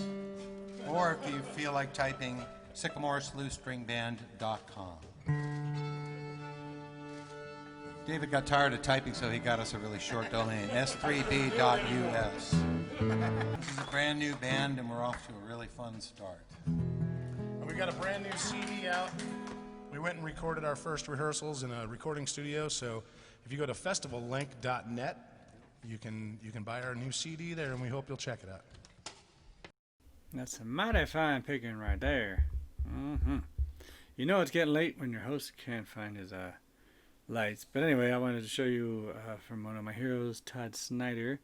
And speaking of stay home safe, some of my inspiration for just doing these shows and then staying up late to put this together for you is you know, some of the big bands, the Stones, the Who, blah, blah, blah. But Todd Snyder, every Sunday, he's been doing this purple Church of the Agnostic Hope and Wonder. I'm a member of it now, and the Purple Building. And someday I would love to do my offbeat poetry there. But anyway,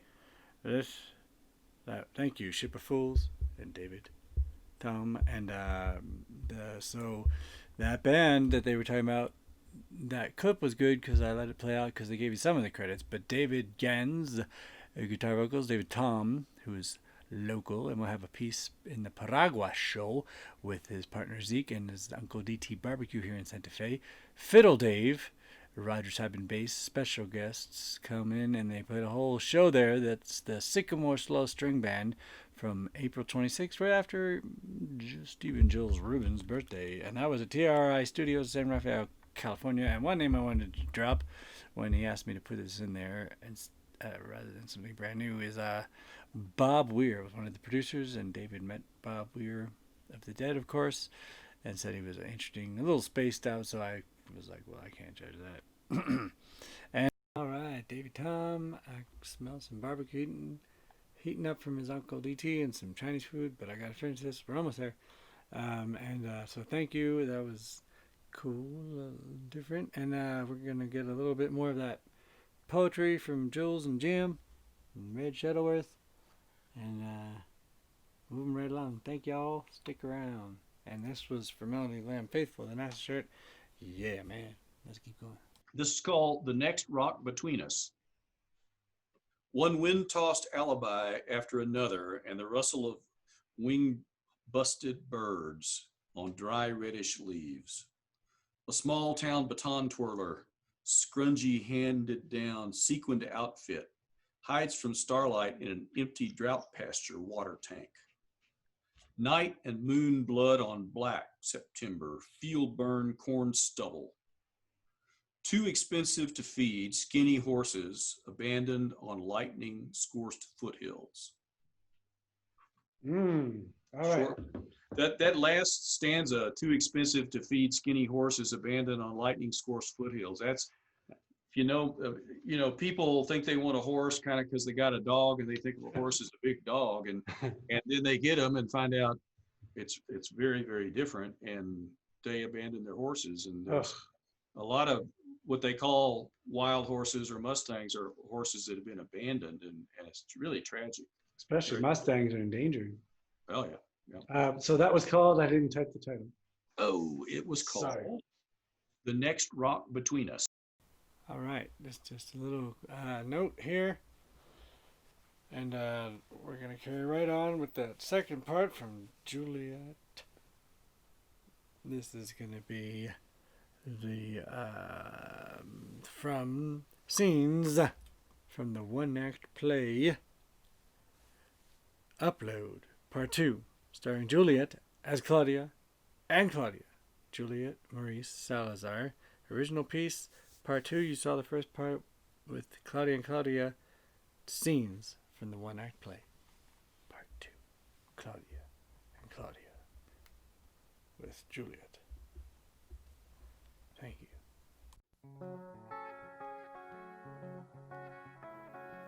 So there we were. You and me. Here. We shared the space. Then I moved you out. No, No, we moved you out. I'm not gonna take all the blame for that. That was us. You just poured out. Just poured out of me into that.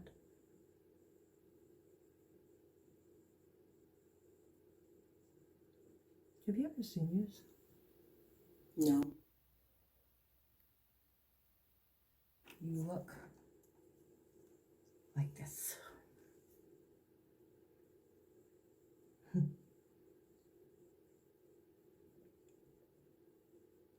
Wouldn't we look kind of funny on the beach? Yes. You're very funny looking.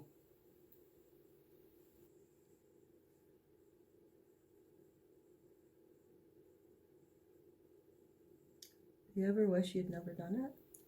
Do you ever wish you were never born? Yes. Yes.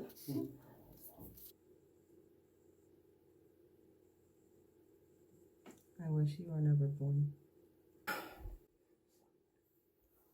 You fat cow, ugly whore of a fucking bitch. You have no idea what a fucking motherfucker you are. God damn it, you ugly coos of a whore. I hope you die. I hope you die painfully.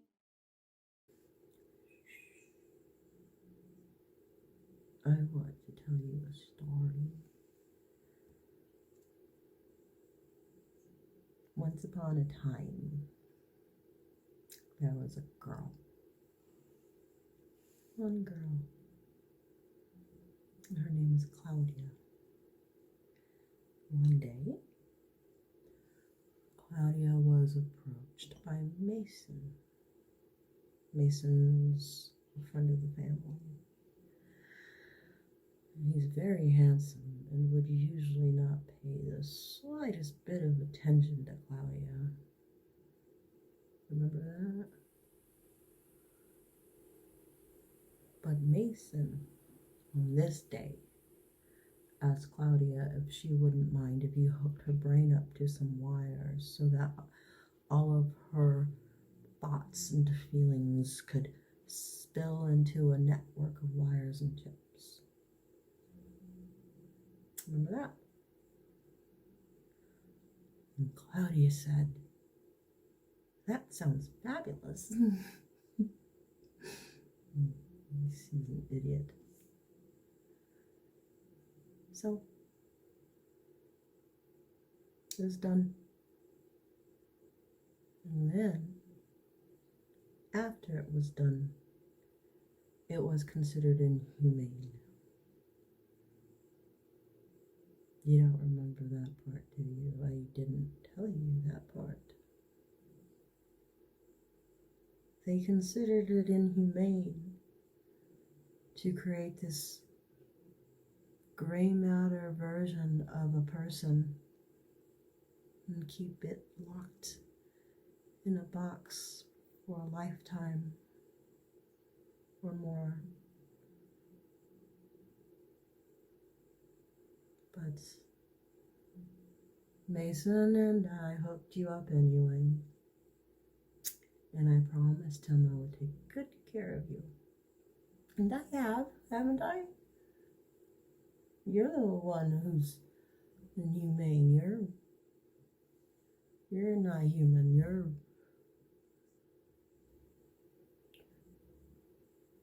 You're a bitch. If I had known then what I know now, if I had known that you were going to turn into what you've turned into, I would have never allowed Mason to hook you up.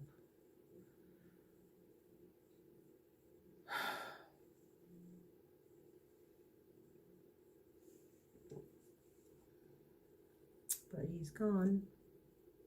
He hooked you up and then left.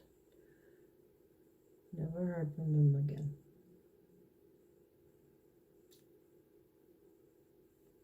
But I've had the great misfortune of knowing you.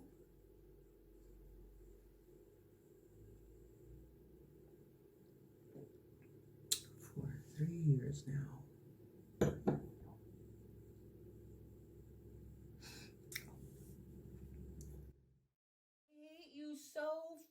fucking much. I hate you. I hate every single minute of the day, every breath you take.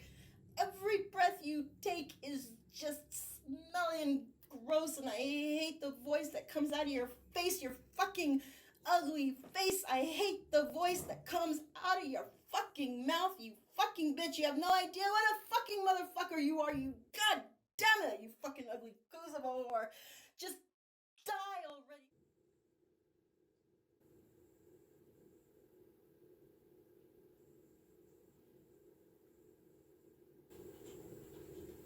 Your anger is so beautiful to look at.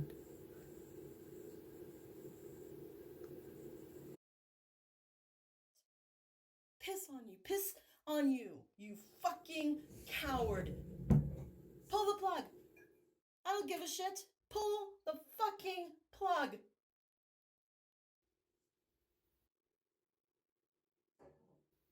I would have done it a long time ago.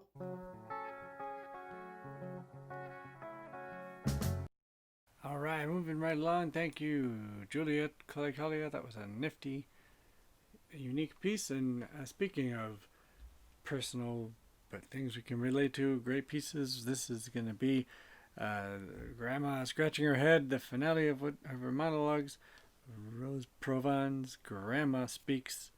Grandma Scratching Her Head, because sometimes things can be confusing. But let's see what Grandma thinks about it. All right.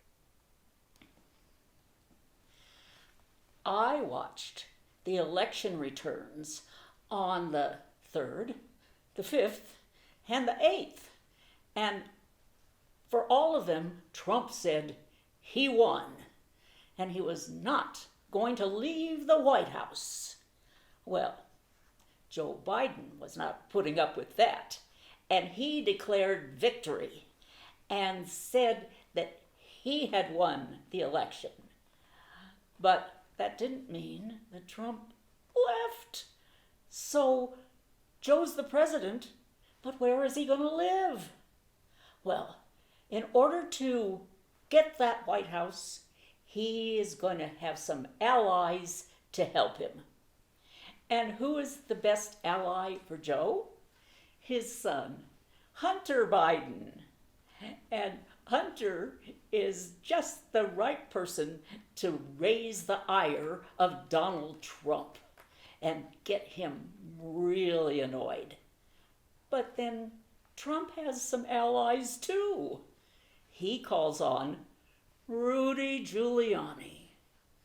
Rudy Giuliani has a long history with all of the Biden family. So Hunter is there in the White House. He looks out the window. He sees in the rose garden Rudy. And Hunter heads for the hills. So we have to think of another ally for Joe. And who would be better than his formidable vice president, Kamala Harris? Oh, but he wouldn't want her to have to deal with the White House demon. So Kamala looks around and chooses her husband to help her. So Douglas Emhoff files suit against Donald J. Trump to get him out of the White House. But Trump loves having suits filed, and he has the Supreme Court now that has a lopsided majority. So we better come up with a different ally. While everyone is seeing that the country is getting together, except for the White House, Joe goes back to the people from the campaign. And of course he finds Michael Bloomberg. Bloomberg has got the money to send Trump packing and going off to one of the Trump hotels. But all of the Trump hotels are filing for bankruptcy. So we'll look for another campaign reject? Andrew Yang. He, you know, is a commentator on CNN.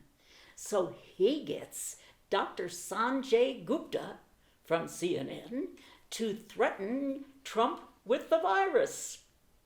But you know, Trump is not afraid of the virus. So there he is. And we'll look to Bernie. Bernie will get all of his friends from the street protests, and they will come to get Trump out of the White House. But Trump gets the Proud Boys to fight against the protesters. And so he is still there. So now what do? There's the best campaigner of all, Elizabeth Warren. Joe talks to her and she tells him, I've got a plan for that. So she puts the plan in place, gets Trump out of the White House, and Joe and I keep track of the plan because the Democrats might need it sometime in the future. Right. And this one was recorded on that same Metaphysical Biscuit KMRD. Where'd I go? I'm hiding. They're not going to get me. But there's also going to be a Jim Jones brand new with a video. But first, here comes It's a Mighty Fine Life, which this was recorded on Metaphysical Biscuit, as were those red poems, Red Shuttleworth, back September 14th. And it was a brand new song that was hardly titled, but I think he's stuck with the title now. It's a Mighty Fine Life. Jim Jones. This is a pretty new song, and it's not a Western song exactly, although it does start out with cowboys, so I guess maybe it is, but it's a love song, and here you go. So.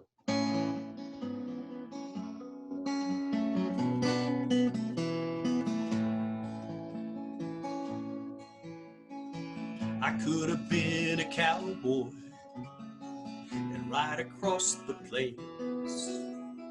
Get me a horse, a fancy saddle, and sleep out on the range. 'Cause a cowboy's life, that's a mighty fine life. It's all I wanted to do. I was gonna be a cowboy till I laid my eyes on you. I might have been a pirate and sail upon the sea. Smell the salt in the air, feel the wind at my back, and know what it means to be free. 'Cause a pirate's life, that's a mighty fine life. It's all I wanted to do.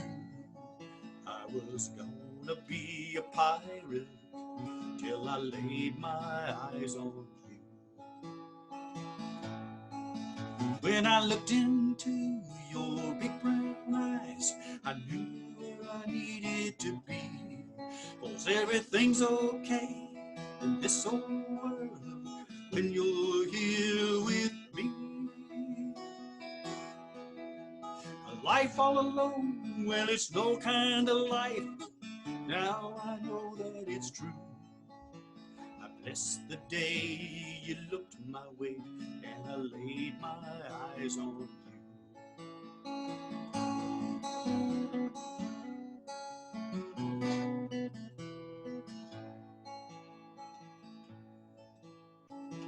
I should have been a spaceman and glide among the stars, explore new worlds and spend my nights in intergalactic bars.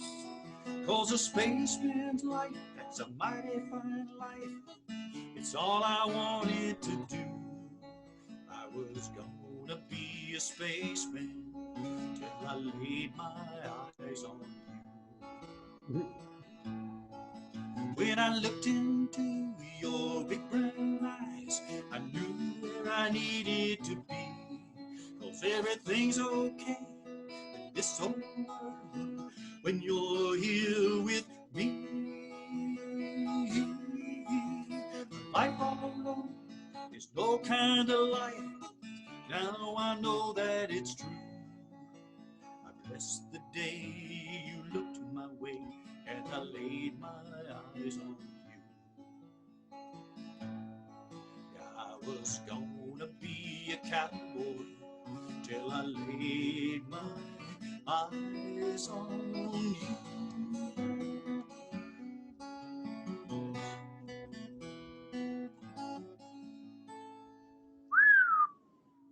It doesn't even have a name yet. My friend Randy Houston, who's a songwriter, we write a bunch together, and he loved the song, but he said, I don't know what the title is. And I said, I don't know what the title is either. And so we don't know what the title is. Not Space Cowboy? Well, I'm calling it A Mighty Fine Life because Till I Laid My Eyes on You seems too long, and I don't know. Okay. That's kind of friend he is, actually. Well, does he call you at 2 a.m? Well, we've had some experiences at 2 a.m. I mean, the thing is, at 2 a.m. might be when I'm still awake, but once I'm asleep, if someone dies, they're gonna have to tell someone else for that. That's right. Some people call me the Space Cowboy because I speak for the competence of love. Oh, all right, yeah, man, that's what's up. So, Jim Jones there with some beautiful music, brand new song. And hardly title. I think he stuck with the title that was recorded a little bit ago. Anyway, we're going to move right along because I know it's getting late or early or whatever it is. It's certainly late for me. But this one is Nicoa Salas. We just got this today. A poem that he found on the ground in his house and read, Moon and Sun. And he's the one that's transmitting from the Vermonster. Talented young kid. So check out a little more unique poetry. Carry on, and can you hear? I don't know. He's enjoying. There's a giant fluffy king down there. But anyway, y'all enjoy too, and thank you for being patient and carry on. Before I go to sleep at night, I look up at the moon alone and wonder why he always glows, reflecting light from Lady Sun. He has the stars, but they don't speak. At least he has their company. For talking is one piece of love, so maybe Moon is happy up above. But maybe there's another story, where Sun and Moon were rival foes and fought to keep the land below. So every day they met to quarrel, yelling nothings without end. But funny how they fought together, always willing to be tethered with each other. Underneath perhaps their never-ending fight had love within it, always out of sight. And one day, in their endless babble, Moon unfortunately slipped. For in his words of pride and anger, Sun had recognized a slang or term one used in adoration, known to Sun since her creation. Sun knew to win the hearts of those below, she needed Moon to silence himself and slow, and with his quiet Sun would back away and brighten with a smile, winning her the prize of day. So with the Moon, so unexpecting, yelling like he loved to do, Sun grabbed his face and kissed him gently, and with that kiss, the Moon was through. The silence broke with ample cheering, calling on their champion, the winner of the endless battle, owner of the day, the Sun. The celebration went for hours, till the Sun went on to bed, and then the Moon appeared in silence, facing night with hidden dread. But some unique thing happened, and the Moon looked out with awe, for night was not a darkness, but a paradise he saw. His face, the Moon's, was full of light, not fire like the Sun, but where she kissed him shone amidst the darkness of the dun. The world below was beautiful and quiet. Moon had never seen this. With his constant yammering, he never could have dreamed this. A silver blue, not to disturb, but only for serenity, of silence with the peace of night, and Moon saw truly all around the light. So maybe Sun did trick the Moon, but for what reason we don't know. Perhaps it was because she loved him, and she needed him to see day was for the ever-busy, night was blessed with sleep. Or maybe Sun did want to beat him, being fire as she was, but either way, the end result for Moon was love, for I believe he's truly happy up above. All right, nice little one there, Sun, Moon.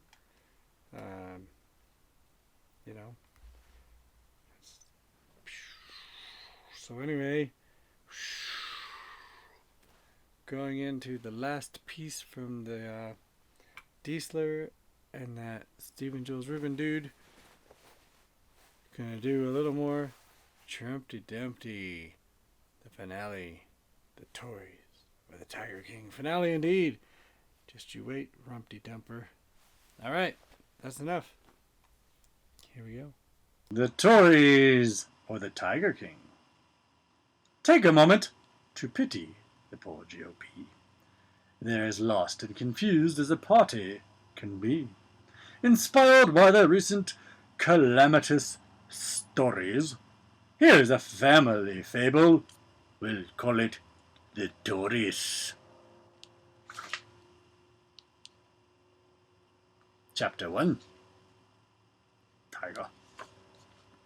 Generations had passed, but the Tories endured. A Washington family, proud and assured. Their forebears had left them with money and power. Reagan, the Bushes, and Dwight Eisenhower. The family's children were lively and sweet. The corridors rang with their pattering feet. Playing one day near the Capitol dome, they found a stray kitten and carried him home. For the children, the kitten was fun and exciting, in spite of his penchant for scratching and biting. He flushed orange face, his flushed orange face, and his lackluster eyes foreshadowed a life of corruption and lies. But the kids didn't care. They wanted to claim him. They angrily thought about what they should name him. Whiskers or Tabby, Grimalkin or Pie. They settled on Dumpty, though heaven knows why. The parents and grandparents sternly resisted. The children all pouted and loudly insisted. The grown-ups relented, resolving the spat, unaware they'd adopted a wild tiger cat.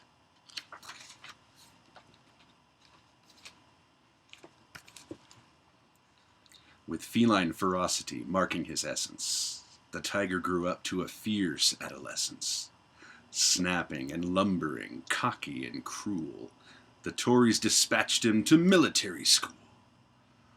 Though in college he managed to pick up some breeding, the cat never bothered with writing or reading. No surprises, in spite of his Ivy degree, the brain of a tiger's the size of a pea. Launching himself in the family biz, Dumpty was hailed as a real estate whiz. Though tending to swindle, to cheat, and to bungle, a tiger will thrive by laws of the jungle. His carnivorous hunger for animal pleasures brought him an empire of assets and treasures. Casinos and golf courses, hotels and clubs. 3 different spouses and 5 tiger cubs. A reality show was next on his tray, where his bright orange stripes were on constant display. His brand had transcended mere real estate czar.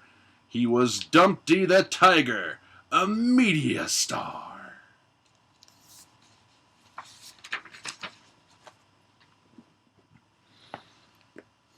We'd like to thank our sponsor.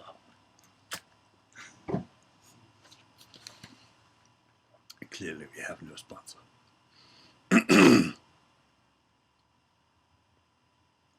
Chapter 3. Chapter 3. Fame having stirred Dumpty's feline ambition, he sharpened his claws for a dancing new mission. Egged on by the animals held in his thrall, he would campaign for POTUS the following fall. The Tories reacted with horror and shame at the thought of a tiger disgracing their name, fearing the likes of a dozen Fort Sumters. They formed an alliance of staunch never dumpsters. At first, they sought out a political savior to counter their tiger's rapacious behavior. But no matter how stoutly his rivals would strive, in primary season he ate them alive. Dumpty's campaigning was ruthless and shady. His electoral foe was a former First Lady.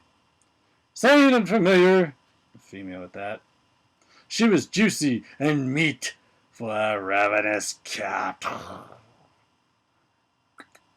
Having cravenly failed to derail or unhorse him, the Tories were finally forced to endorse him, despite how he made them all tremble and cower. They decided at last they would ride him to power. Civility, justice, and reason took wing, as Dumpty was crowned the supreme Tiger King. Then, with murderous appetite, savage and haughty, he ate every soul in the grand Tory party.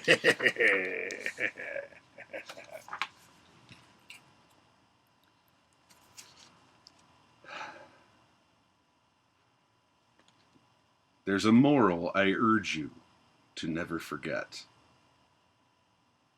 To this frightening fable that's not over yet, if you coddle a tiger and venture to ride him, you're certain, dear reader, to end up inside him.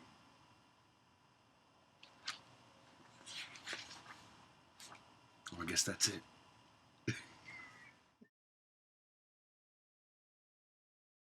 So Jules reads The Cinderella Game. I read Shuttleworth. She's sweaty, dizzy on a pink bed after another day of door-to-door makeup sales to rumored old women. It's a Motel 6 stand-up shower with a fatigue bench, free shampoo. Put your ear to the hard ground. In some spots, you'll hear the bubbling. Argos River running down below. Pioneer is now a ghost town.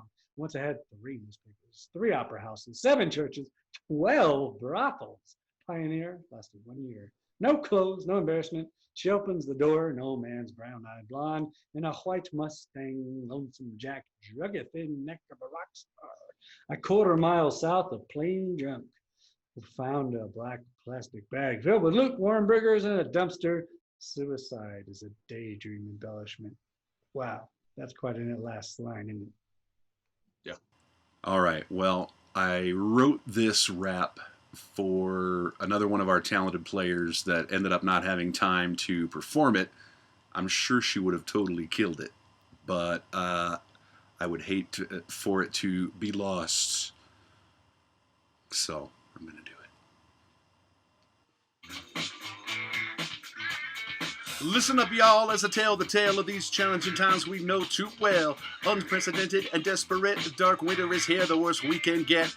Hopelessness and desperation have gripped our once-high mighty nation. Everybody's fretting about that COVID, especially the elderly and COVID.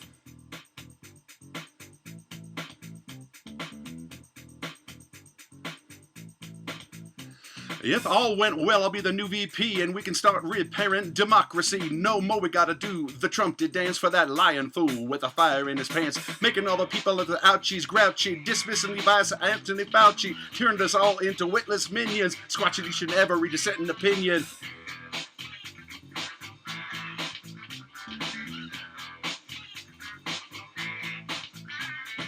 All I have for you is one query. Are you ready to be treated fair and squarey? Let's stand up and not let them scare us. Yours sincerely, I'm Kamala Harris.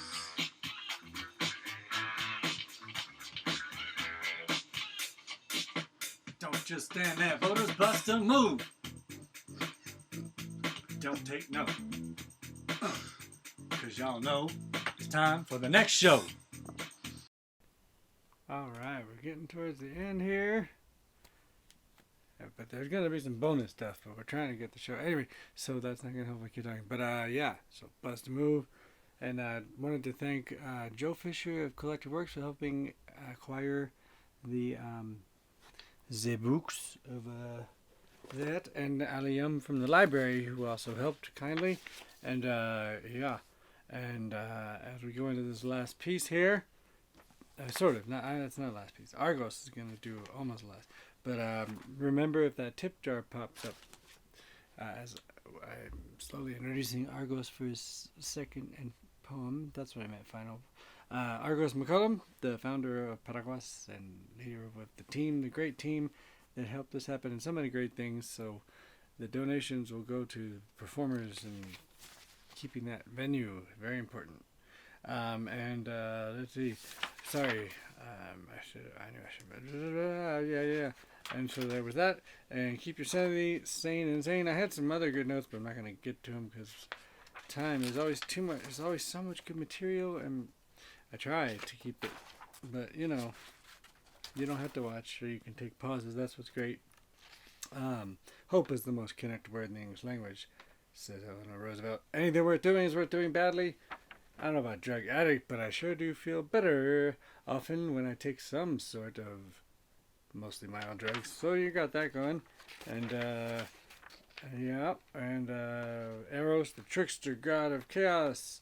The way to handle all this election madness, aside from hiding from reality, is to give the rump his own TV network and some people to assure him ratings are high, beautiful, and huge, and let him run with it, and he could just leave us alone. Wouldn't that be wonderful? Who knew that any man or person could ruin the word beautiful? Anyway, up next, keep on the sunny side. Will circle be unbroken, become a precious jewel. I still miss someone and embody the goodness, grit, and soul. So fly away. You're rather a small. I do my best, sir. And here's a little poem, and then we go into Argos' poem. I wrote this in the 2 weeks I've been doing this, believe it or not.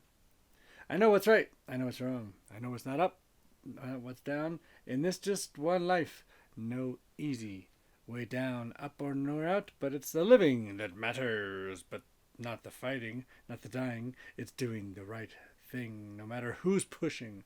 When it feels the wrong ways, don't let go. Keep fighting the good fight. The show must go on. And so, thanks so much to all the performers. We're not quite done, but we're getting there. And thanks, of course, to this next fella who, as I've said, makes things happen. Santa Fe and national treasure, theater impresario, deserves all those nice things because he works hard and is a just wonderful cat. So here we go. Many Grays, Argos, and thank you.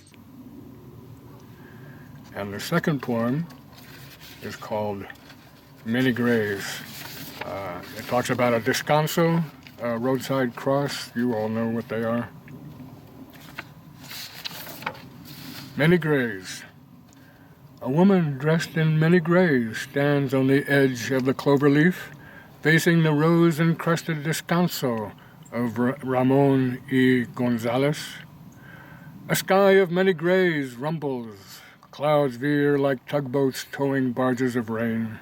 The concrete archipelago stands stony-faced as the wind waltzes through its pillars. Her shopping cart parked tight against the guardrail. She leans forward, clutching her head wrap, a slump of shoulders both weary and respectful, to read his name and say hello. And she spoke through the damp chill of many grays. And how is your home on this arid slope? For I have none but this house of rain, the seesaw of the stars, and one leg that is lame, and 6 mysteries that are all the same. And Ramon replied in a voice of many grays, yes, here I lie in this arid island, holding fast to the roots of the weeds. My gaunt regrets and my gossamer memories dance madly in my long-gone brain. My Harley became my coffin, my cradle. When all ended before beginning, miles before the splendid end, because my life was the lesson I never learned. So safe travels and farewell, madam, and careful with the curves of the road. So few stop to say hello. It's hard to wave from down here below. and cars rolled by like weeds in the wind. The afternoon shivered under the bridge, and the woman dressed in many grays was never there again. Thank you. No, Argos, it's thank you.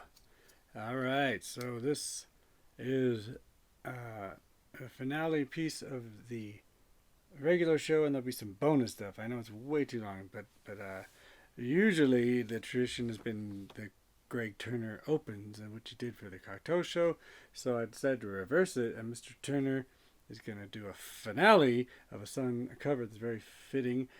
Turner has been busy finishing a book of short stories called True Tales from Hell, Hallucinations of an Angry Samoan, and it's going to publish here in L.A. Gary Panter and Dave Lebo doing illustrations to be out in the spring. Greg Turner, many of you may have heard of him. He was in the Angry Samoans in the 80s and played around town. And yeah, so let's check that out. I kind of, somebody chopped together a little video for it, and you know the song, Credence, Bad Moon Rising. But there's a positive. I mean, Fogarty's are great. And it's the Greg Turner Group, which means it's David Barsanti and Sarah Meadows in the band that you'll hear a little bit. And Jim Stoughton helped with the video, as did some guy. And so enjoy the last song, get a little dance on, and thank you so much. I'll be back to say goodbye. Goodbye. Toast. We're going to toast it after the song. So dance, get ready to toast, because I'm finally having a drink. Listen up now. Ow.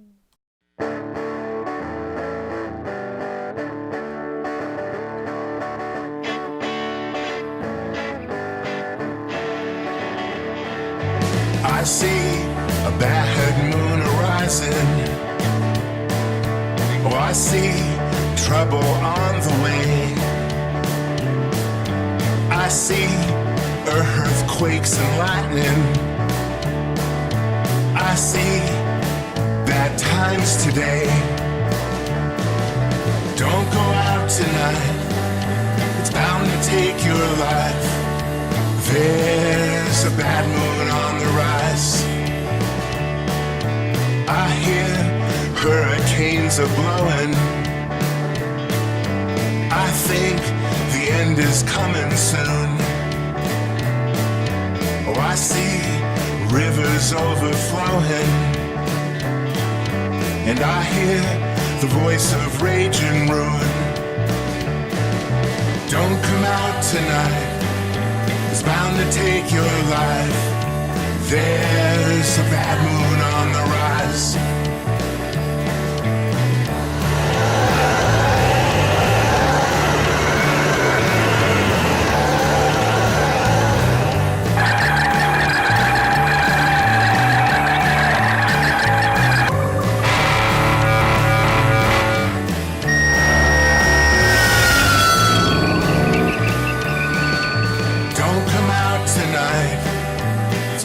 Take your life. There's a bad moon on the rise. Hope you have got your things together. Hope you are quite prepared to die. Looks like we're in for nasty weather. One eye is taken for an eye. Don't come out tonight, it's bound to take your life. There's a bad moon on the rise. Don't come out tonight, it's bound to take your life. There's a bad moon on the rise. There's a bad moon on the rise. There's a bad moon on the rise.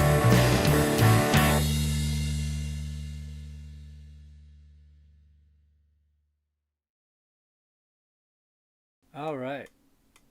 Well over 2 hours. Much apologies, but you know, we need the break, and the election's been crazy, and I don't want to compare like the importance of one thing or another, but just saw Stephanopoulos on Kimmel and 14 hours of sleep in the last week, and it's interesting just to say, in order to do this.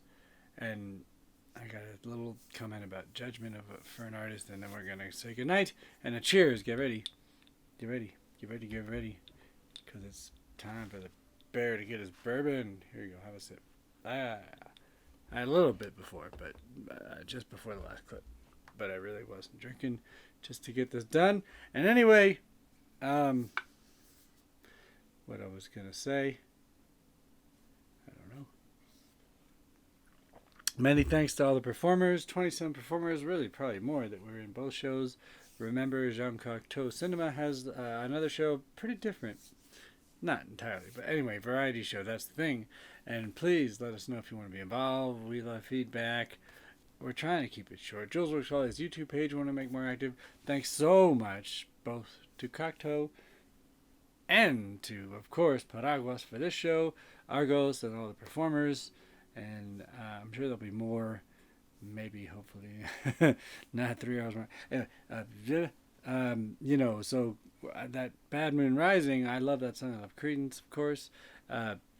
Turner thought it wasn't one of his best, and I think it is, of what they recorded, and it's proof that really what I'm trying to say is the finale-ish is as the artist, you can't judge. If you keep judging, especially while you're creating, you're not going to have anything. Of course, you're going to find things, and you could edit to the end of the world, but there's a point where you share, particularly right now, stay home safe. We know what's happening. The election, we got good news with the president, probably. I mean, it hasn't been announced, but, it's going to be a show. Everything's a show. It's circus. It's America. It's money, circus, fun. But this is not. This is people sharing their art. And so it's heartwarming, It's beautiful. All these people that do this. So I hope I did it justice. I hope you enjoyed. And, so let's do our cheers and our final thanks to everybody. And I finally get to eat. Yes, I've been doing this for weeks. Very little sleep. I don't usually watch the news, but I did, and I will continue because it is interesting. But also doing this, watching poems, watching music. Keep it alive. Keep art alive. Keep hope. Keep up. Keep hope alive. And breathe. For the children, for the future, for you, for me, for the kiddies. Stella, you saw throughout the show. Stanley didn't want to be in this one, but you saw his image in the Bad Moon Rising, and I think that it's time. Cheers. Thank you so much. Bob Dylan makes a delicious whiskey. Heaven's Door. It's good. Matthew McConaughey, he's good. It's cool. It goes to charity. The key to life is bourbon. And I guess I'm going to say good night, goodbye, good day, whatever. Watch again, share. I know there's lots of things that we could criticize, but there's lots of things to love, lots of great performers. And I hope I've thanked everyone. If not, thank you. And thank you. Oh my God, that is really like the hardest thing ever with this camera. Anyway, remember that. Oh. I wear many hats, of course. Someone's got to do it. If anybody wants to help, I'd love it. Be involved. And so I'm going to end it now, but there's going to be codas. There's 3 pieces. You can turn this off. You can watch another time. But I wanted to include this stuff. There's 3 pieces that aren't too long that are little extras. There's, I guess I ought to tell you, since I'm going away. There's a little outro rap right now. Get ready to dance in a minute. And that was Diesel's original rap. And then Rose Provan had Grandma had some final words about the election week. And then, speaking of cats, it was an impromptu Sir Jules Attenborough and Stella.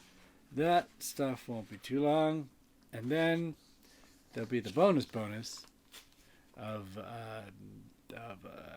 I did some chats with everybody. And last time I had like all this material I had to cut. So this time, if you want to watch, you don't have to. After all this stuff, those 3 will be about 8 minutes, 10 minutes. You should watch that. But this stuff, and I'll probably come back once more in the morning. But then there's going to be a brief water toast chat between the Jules Otis Career Radio Net character, Jack RN and Roxanne. And Nico Salas, we had a Zoom chat with some water. Zoom toast. And then Alex Hudson and Jules, it was going to go on the Cartel show, as a matter of fact. We had a real toast, and then I got to put some snippets in. You didn't see them in the show, but some of the people that have been watching and loving and being in the show, the McKenzie family, Crystal, they get a thanks, and Lance and Lexi, Lexi and young Lance, they're puppets. So we did a Zoom toast, and then Grandma's going to end the show with a very short toast. That'll be the real ending. So right now, you can go get a drink, take a pause, or you can just forget it. But there's those bonus clips and the bonus of the bonus. First time we've done that. And I wanted to thank the Santa Fe Reporter for both digital shows, making sure they did a little promo of us. And be safe, y'all. Remember to find some enjoyment. Do the things you love. Lou Reed, doing the things you want to. And, rock on. And stay safe, and we'll see you again. More of a purist than a purist. All right. Thank you. Good night. Thank you so much. Really. Appreciate it. If all went well, I'll be the new VP and we can start repairing democracy. No more we gotta do the Trump did dance for that lion fool with a fire in his pants, making all the people of the ouchies grouchy, dismissing Levi's Anthony Fauci, turned us all into witless minions, squatching each and every dissenting opinion.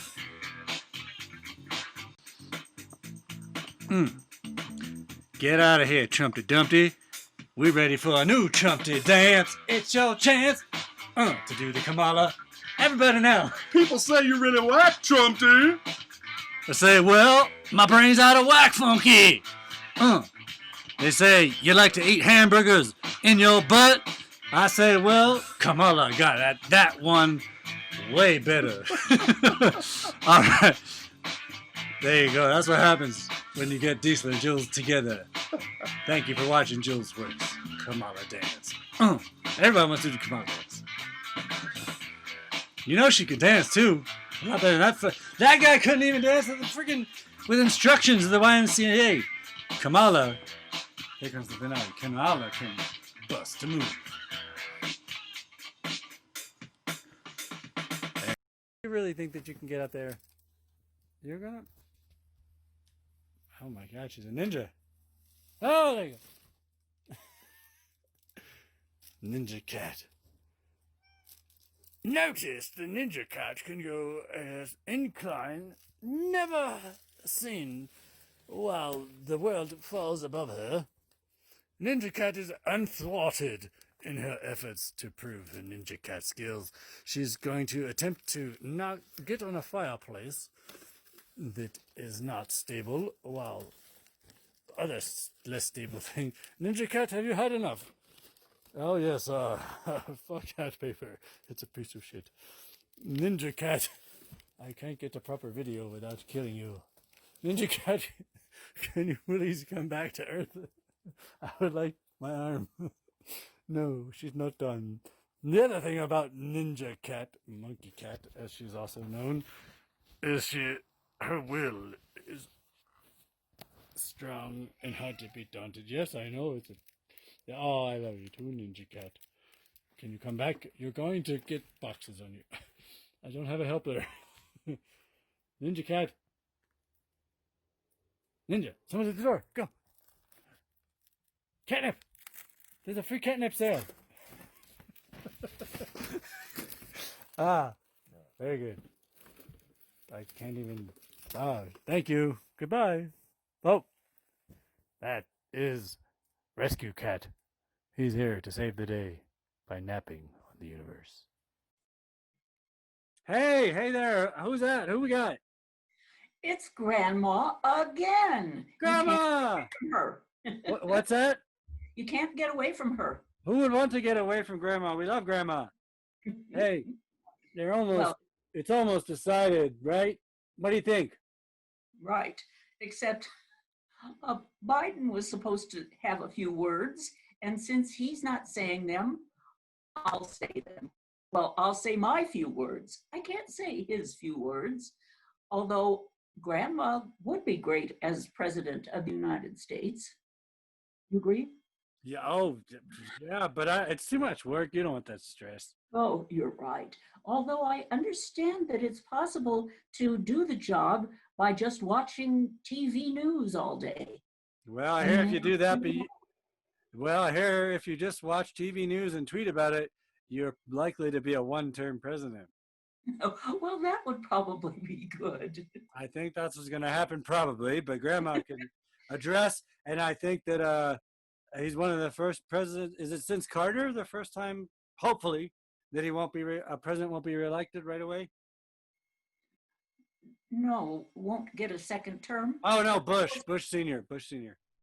We're not talking about a second term right after the term because we've had the information that Trump could consider a resurrection run. Well, I did say something. Yeah, I did. The way I phrased that was something. Yes. But it was Bush Senior was the last. Clinton, and then it was Carter. But anyway, what does Grandma think? Well, I'm thinking, of course, about this run in 2024, and there has to be a vice presidential candidate, although I think Trump would be perfectly happy doing both jobs. But the Constitution would demand that there be a vice president, and I've suggested somebody that Trump certainly likes, I think. Kanye West. Isn't that the perfect running mate? Yes. Oh, and there's Jules with his vote rage. That would work, definitely. Yes. Well, unfortunately, I think that if Kanye West joined the ticket, they might have a shot, but who knows? Well, he got 60,000 votes, I read somewhere. That was in this election. Oh, did he really? That's what they said. It was in black and white. Yeah. Well, I mean, remember those people on the ballot that were. What's that? I'm making myself laugh. Oh, good. I do that. Remember that on the ballot there were those names, Wacky Fred or whatever. You know, they had the weird names. Oh, yes, lots of them. Libertarians and other parties. I don't know. But did you hear on these news updates one of the last big times?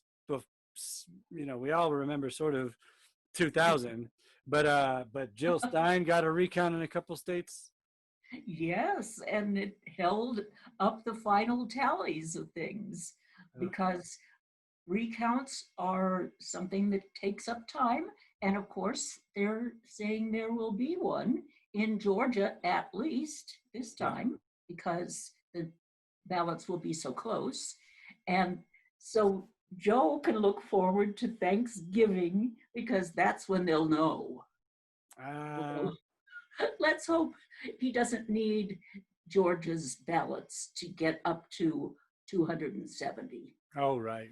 Well, and then what do you think about, you know, if the rump doesn't, last question, if the rump doesn't concede, he doesn't have to secede. What's the word? Yes. Disseed. Whatever it is, even if like in your skit, if it's concede. That he is conceited, we know that. He does not have to concede. But he's always going to be conceited. But even if he isn't, stop being so conceited, as Grandma had her nightmare, but Grandma's nightmare didn't include that the Secret Service constitutionally will lock him up and get him out. Anybody. Kanye too. I just hope they know who to take out, because if they see Dr. Jill Biden, she has blonde hair. Wait. One of those Trumps. But she's pretty obviously not a male, overweight. No, I think they can take out the whole family that's in the White House that shouldn't be there, like Ivanka and Junior and the other members of the Trump family who might be there trying to protect him. Mm. And then the Secret Service would not know exactly how many people to take out. I don't think they'd have much a hard time with that family. Do we even know if that family was ever really there? They're somewhere. They keep turning up. No, let's give them an island. That's a good idea. All right. Well, Grandma, I got to wrap this up. I got to finish putting this radio internet thing. I don't even understand. I thought I was listening to the radio, but I guess I've been watching the internet. But I like it. Oh, good. Well, I guess you're telling me bye for now, but I'll let you know the AARP bulletin came again today, and I have some wonderful ideas for future monologues. We'll keep them going. We're going to keep busy. All right, just a quick final words. Good morning, good afternoon, good evening. So most of these pieces were geared with that we wouldn't quite know the election, and but it was looking towards what seems to be announced and agreed upon other than by the current president. But anyway, I just wanted to say thank you so much for, I know it was long, but I wanted to honor the work of all of those artists from all over the world that donated for both our shows, and these shows will stay up. Fine, people are celebrating the election. I understand it's over-ish, and anyway, but we got to get through this other parts and then heal together, we hope, as best we can, and arts, music, culture, all the things. And so these offerings, the one you just saw, Teatro Paraguas, thank you so much, Xerb TV, and the JeanCocteauCinema.com will remain up as free, safe offerings. Like I had said, if you hit the tip jar, it'll go to help keep Teatro Paraguas alive, because for theaters, it's hard, as you know, with rents and things. But anyway, thank you so much. And I just wanted to come back after those little clips and say that the bonus here, I've never done this kind of stuff, is just going to be the cheers that I recorded. I did some of these for the 63rd show at the beginning of summer. I didn't include them, so if you want to watch, it's just a little chat. If you have a drink, you can toast with us from some of the various performers.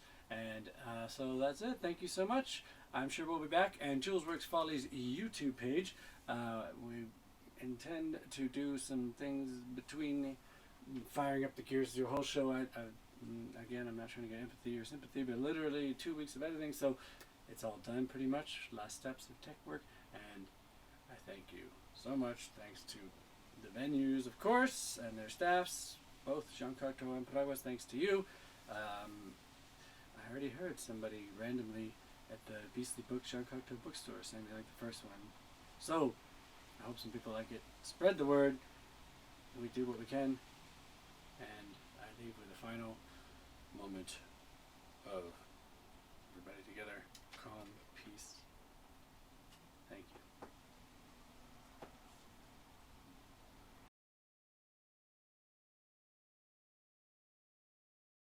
We're going to do a water toast, right? Yes, we are. Oh Cheers. my God. You know what I did? Wait, look, here's me. I forgot to hit gallery view. Look.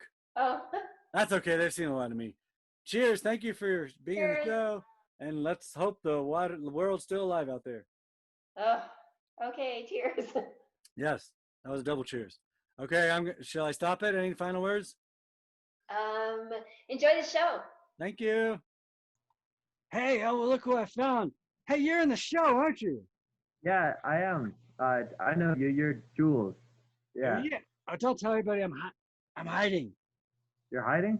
Yeah, I'm hiding in South Santa Fe, near Rodeo Road. No one can find me. Okay. Yeah, because you got to keep safe these days, right? Yeah, I mean that's definitely true. Yeah, no, that's good. Yeah, stay hidden. Don't even show your face. No, yeah. Nobody knows where I am, and I've got protection. See? Oh, yeah. There you go. Yeah, that's a good. What is? She voted. Vote raid?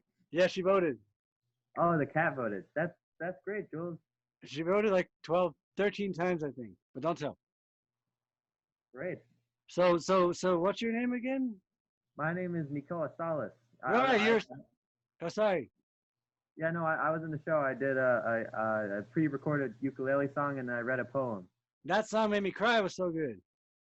Oh, that's nice. Thank you. It was cute. I like cute. I don't believe you, but thank you. No, Yeah, cute. believe Thank that. you. We need cute light It was good, and the poem was powerful.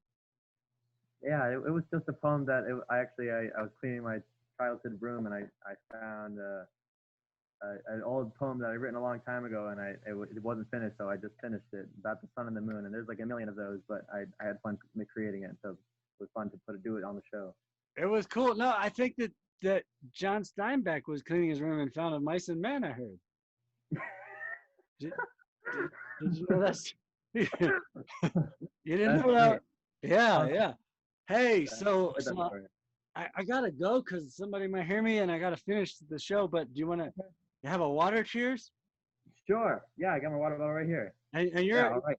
You want to let them know where you're in a different state, right? I am. I'm in Vermont now. You're a Vermonster. Santa Fe. Yeah. Are you ever gonna come back if you can? Or are you done? I'm not sure. You don't know. Very unclear. But it's hard to know. All my love to everyone in Santa Fe. Yeah, you were in a lot of really good plays. They let me watch a few of those, and you were great. Yeah. Yeah, because you're like a really nice guy, but you kind of some of those plays you were like troubled or something. I think. Yeah, there was a guy who looks a lot like you that I saw do some awesome stuff too. Just saying. Oh. Yeah, I get confused with some guy, Steven Rubin. I don't know. Yeah, that was him. Yeah. He's all right. Yeah. I think he stole my identity. Oh, really? Well, yeah. Well, what a piece of crap. Okay. No, I'm sure he had a good reason. All right. Well, here's to being oneself and letting it loose and art and making the world better through those things, right? Right. That sounds good. Any final words from you? No. That's great. Exactly what you just said. All right. Cheers. Yeah. So, oh man, what can I find here? Let's see. A-H. What's that? Alec. Let me see. I'm really lonely. I'd love to talk to someone, even if it's in a box. Oh, there's someone. Hi. Hi there. Hey. How are you? Oh, I'm all right. Yeah, I'm just hiding out. I hide here on Galisteo. Shh, in Santa Fe. I'm hiding. I'm hiding in Santa Fe too. You are? Yeah. Is that a bobcat? Yeah, a really little one. Oh, cute. I have a lion over there. Ooh, yeah, he protects me, but he can't get on the computer anymore. Yeah, I heard about him getting you blocked. Yeah, he got me blocked from Facebook. Well, you can't trust a lion on Facebook. That's what I've always said. They're always lying. That's right. See, okay. Get yourself a bobcat. Oh, look at that thing. Stella. Stella will be by, I hope. Maybe they're scared. I think after that kind of corny humor, it's time for a toast. Would you like to toast with me? Absolutely. I'm ready to go. Who are you? Oh, my name is Alex. Alex. Yeah. Hi, I'm a teacher and sometime theater maker here in Santa Fe. Oh, it says Alex Hudson. I know. Oh yeah. Oh shoot. Yeah, I should probably here. I got to change my name. No, it's okay. Yeah. Oh no, I can be mysterious. You're like Santa famous. Santa. There. I forget how to change the name. Let's see. Oh, here. you click the three little dots. Rename. Oh yeah. I'm not very. I'm a radio guy. Oh yeah. It's nice to not be alone now, but yeah, I love radio. Do you like radio? I love radio. Isn't it great? Yeah, we got faces for it. You know, it's cool. Yeah, perfect face for radio. You too? Hey, you got it. Oh, cool. Hey, when the apocalypse happens, radios will still work. Ooh, yeah, I got to get on that radio play number. Sure. Yeah, you got your apocalypse skills ready? Yeah, I'm ready. I'm a ham. I'm ready to ham it up. Okay. Andale. That's already 2 corny jokes. This is a violation. All right, yeah, here we go. This is from Bob Dylan. Ooh, heaven's you know door. what I think? Knock on it. Knocking on heaven's door. Aye. By the time QuaranTimes are over, I think somebody should invent a way to send a virtual toast. I like it. I don't know. Yeah, I guess it would be awfully hard. Maybe like if it's fewer than 3 ounces, like at the airport. Yeah, but no flying these days. No. Last thing I want to do is be on an airplane. Okay, and then this one is Breckenridge. So ooh, we just had some snow. Good bourbon. And life's too short for cheap bourbon. That's true. That's true. We got what our do you- dire wolf, which is fairly cheap, but also delicious. As long as you like it, yeah. Right. Eso. Yeah. And that's the one that people, someone actually heard somebody say they thought it was made by George Martin. I mean, I'm sure they get a lot of good sales off of that. Yeah, but it's not. That was clever. It's very clever and an excellent name, regardless. Right. Yeah. Yeah. But not so much that they're going to get sued, I guess. Right. Just, I mean, dire wolves existed before the. They're real. I You know, didn't. yeah, before the family Stark had them. So. Yeah, I didn't know that. Did you? I did. I heard about them on Age of Empires, which I used to play back in the day. You could have a dire wolf, or the dire wolves would attack you. There was something about dire wolves. I love that they were dire and wolves, so it stuck. Good. No, they're cool. Yeah, he didn't. I mean, most of what he wrote comes from Elizabethan history or that, I guess. Yeah. So. Cool. Anyway, so here we go. All right. Thanks. Salud. Here's a quick toast, and maybe we'll talk a little bit for a sec after. Audience, thank you. This is where, if you haven't had a drink yet, audience, this is a good chance. This is the time. Thank you for watching our show. And let's see, what should we talk about topical real quick while I got you company? I haven't had anyone talk to, but the lion and the little baby. Oh, lion and baby. Well, actually, we got this. Hi. My friend and I walked into a Smith's with a claw thing and $1 first try. First try. You never win anything with those claw things. First try. Which probably That's means got some juju. I That's know. got some major juju. It does. Which also means probably for 60 more tries, no one's going to win that thing. And then I have for the time of year that will have just happened. Yeah. Oh, you got kitties. I got kitties. Got three little black cats. In real life, we only have 2 black cats and 2 gray ones, but They're tuxedo. In real life, you have that many cats? we have 4. Yes. Oh. I know they're good little kitties. By weight, I have about that many. By paws, I have 2. But Well, yeah, but yeah. By weight, you have. I think you have like 7. Maybe. we're trying to get some weight off him, but it's I would not wish to put my enemy trying to put a cat on a diet. But luckily, I don't have enemies because I'm hiding here safely. So good, yeah. Isn't that great? No enemies? That's fabulous. You have enemies? You don't have any enemies. You seem too nice. I probably don't. I mean, I might. I'm not sure. It depends on the day, right? I don't like think. all teachers. Well, that's yeah, true. someday, Yeah, some little kid someday, right? Yeah. I don't know. Raul gave me a look today when I told him it was not time to play. In fact, we had to do circle time first. I was like, siéntate primero, vamos a hacer la lección y luego puedes jugar. And he's like, Uh-oh. But then by the end, we're like in the mud kitchen together. We're cooking with the snow. Everything is good. So some days, yes. Some minutes, yes. Some minutes, no. Yeah. Short. Everything's bigger in that perspective. Yeah. All right. Well, is there like one issue we should talk about before we don't want to take up all the time? No, we can't take up all the time. We've got a lot of great stuff on the docket. Hey. Yeah, I know. Almost like 20 people are involved with this thing. That's so neat. I don't know why. A small town mayor from Ohio. Yeah. Wow. I don't even know where Ohio is. Do you? Yep. It's over by Cincinnati. Yeah, it's over by Cincinnati. It's like near where I grew up. It's like over by that place. Oh, you're from one of those. I'm from one of those. Yeah. Vowels. The Indiana one. Oh, that's a bunch of vowels. Yeah. It does. It has a lot of vowels. Wow. Yeah. So do they have the same thing? Like, it's not Texas, it's Austin, about Bloomington? It's not. Yes. Yeah. Yes. In sections of like Indy. Yes. Yeah. Right. But that's not where I'm from. I'm not from Bloomington. I'm from one of the Texas parts of Indiana. No. You did it. Cheers to surviving. Salud. It's very beautiful. A lot of great people. Yeah. Some nutty politics. Salud. Yes. Politicians. They're not doing a good job. Hijo. We're not talking about that. This is release from all that. So, there's a kitty. Oh, where are you going? She's so fast. Yeah. What was I? Shucks. You know, cats. What cat? Indiana sunsets. Ooh. People like to post about New Mexican sunsets. Here, this is a thing. You can @ me on Facebook or Twitter. I think I have a Twitter. And I'd say I maintain the Midwest sunsets are more beautiful than New Mexico. Them's my fighting words. Well, Hi, Mina. Hi, baby. This is Stella. baby. She's not the lion. She's the baby. No, that's the little one. She's grown Mhm. up, but she's a forever kitten. Stella, say hi to the world. She's in the movie. That's what she always wanted. Hi, Stella. It's not her first movie appearance. Stella. Stella. Stella.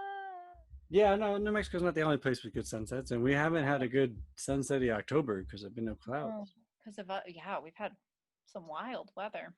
Yeah. Well, was that our issue? Sunsets?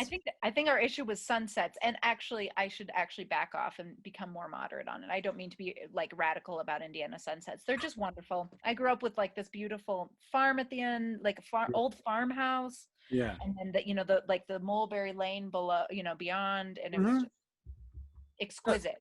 And out here it can be very exquisite as well. Yeah, there's an aspect to all that is beautiful and romantic, and the small town, the American dream that never really existed, unfortunately. But it never existed, but the pastoral did. So there you go. And the fall is probably really pretty there. Gorgeous. Oh, you can't believe, that when the maples go, ooh, orale. New England too. Orale.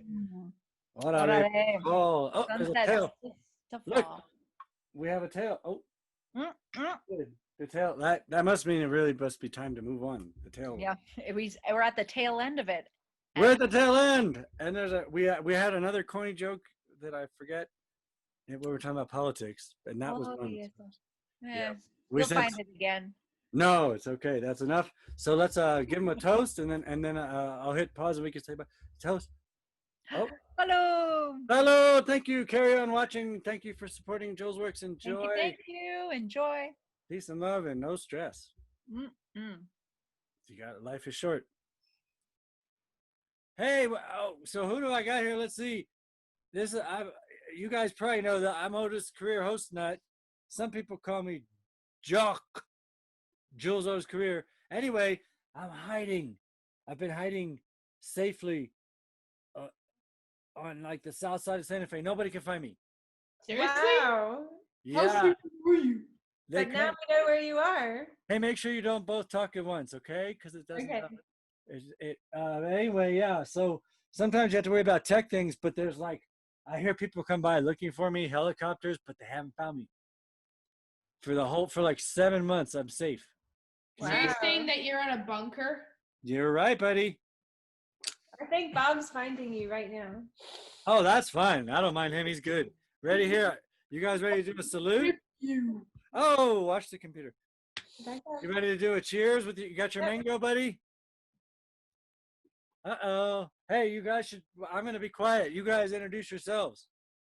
I'm Bob, and I'm an alien from Australia. Hi. What's G'day. up, guys? Wait. I'm Jerry.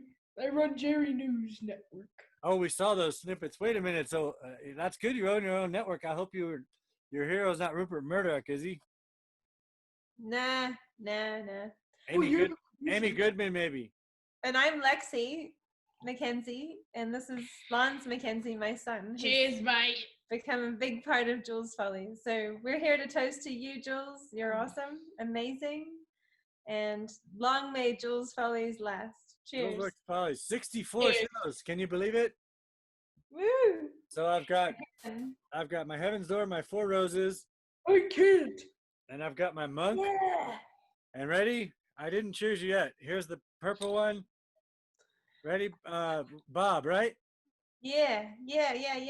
Cheers. Thank you all. Cheers. Thank you for being a big part of the show and helping me encourage to do it. Keep it going, mate. You're on a roll. I have to. You guys, some more Jerry News next time.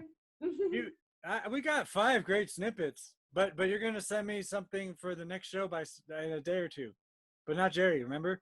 What'd you say, Lexi?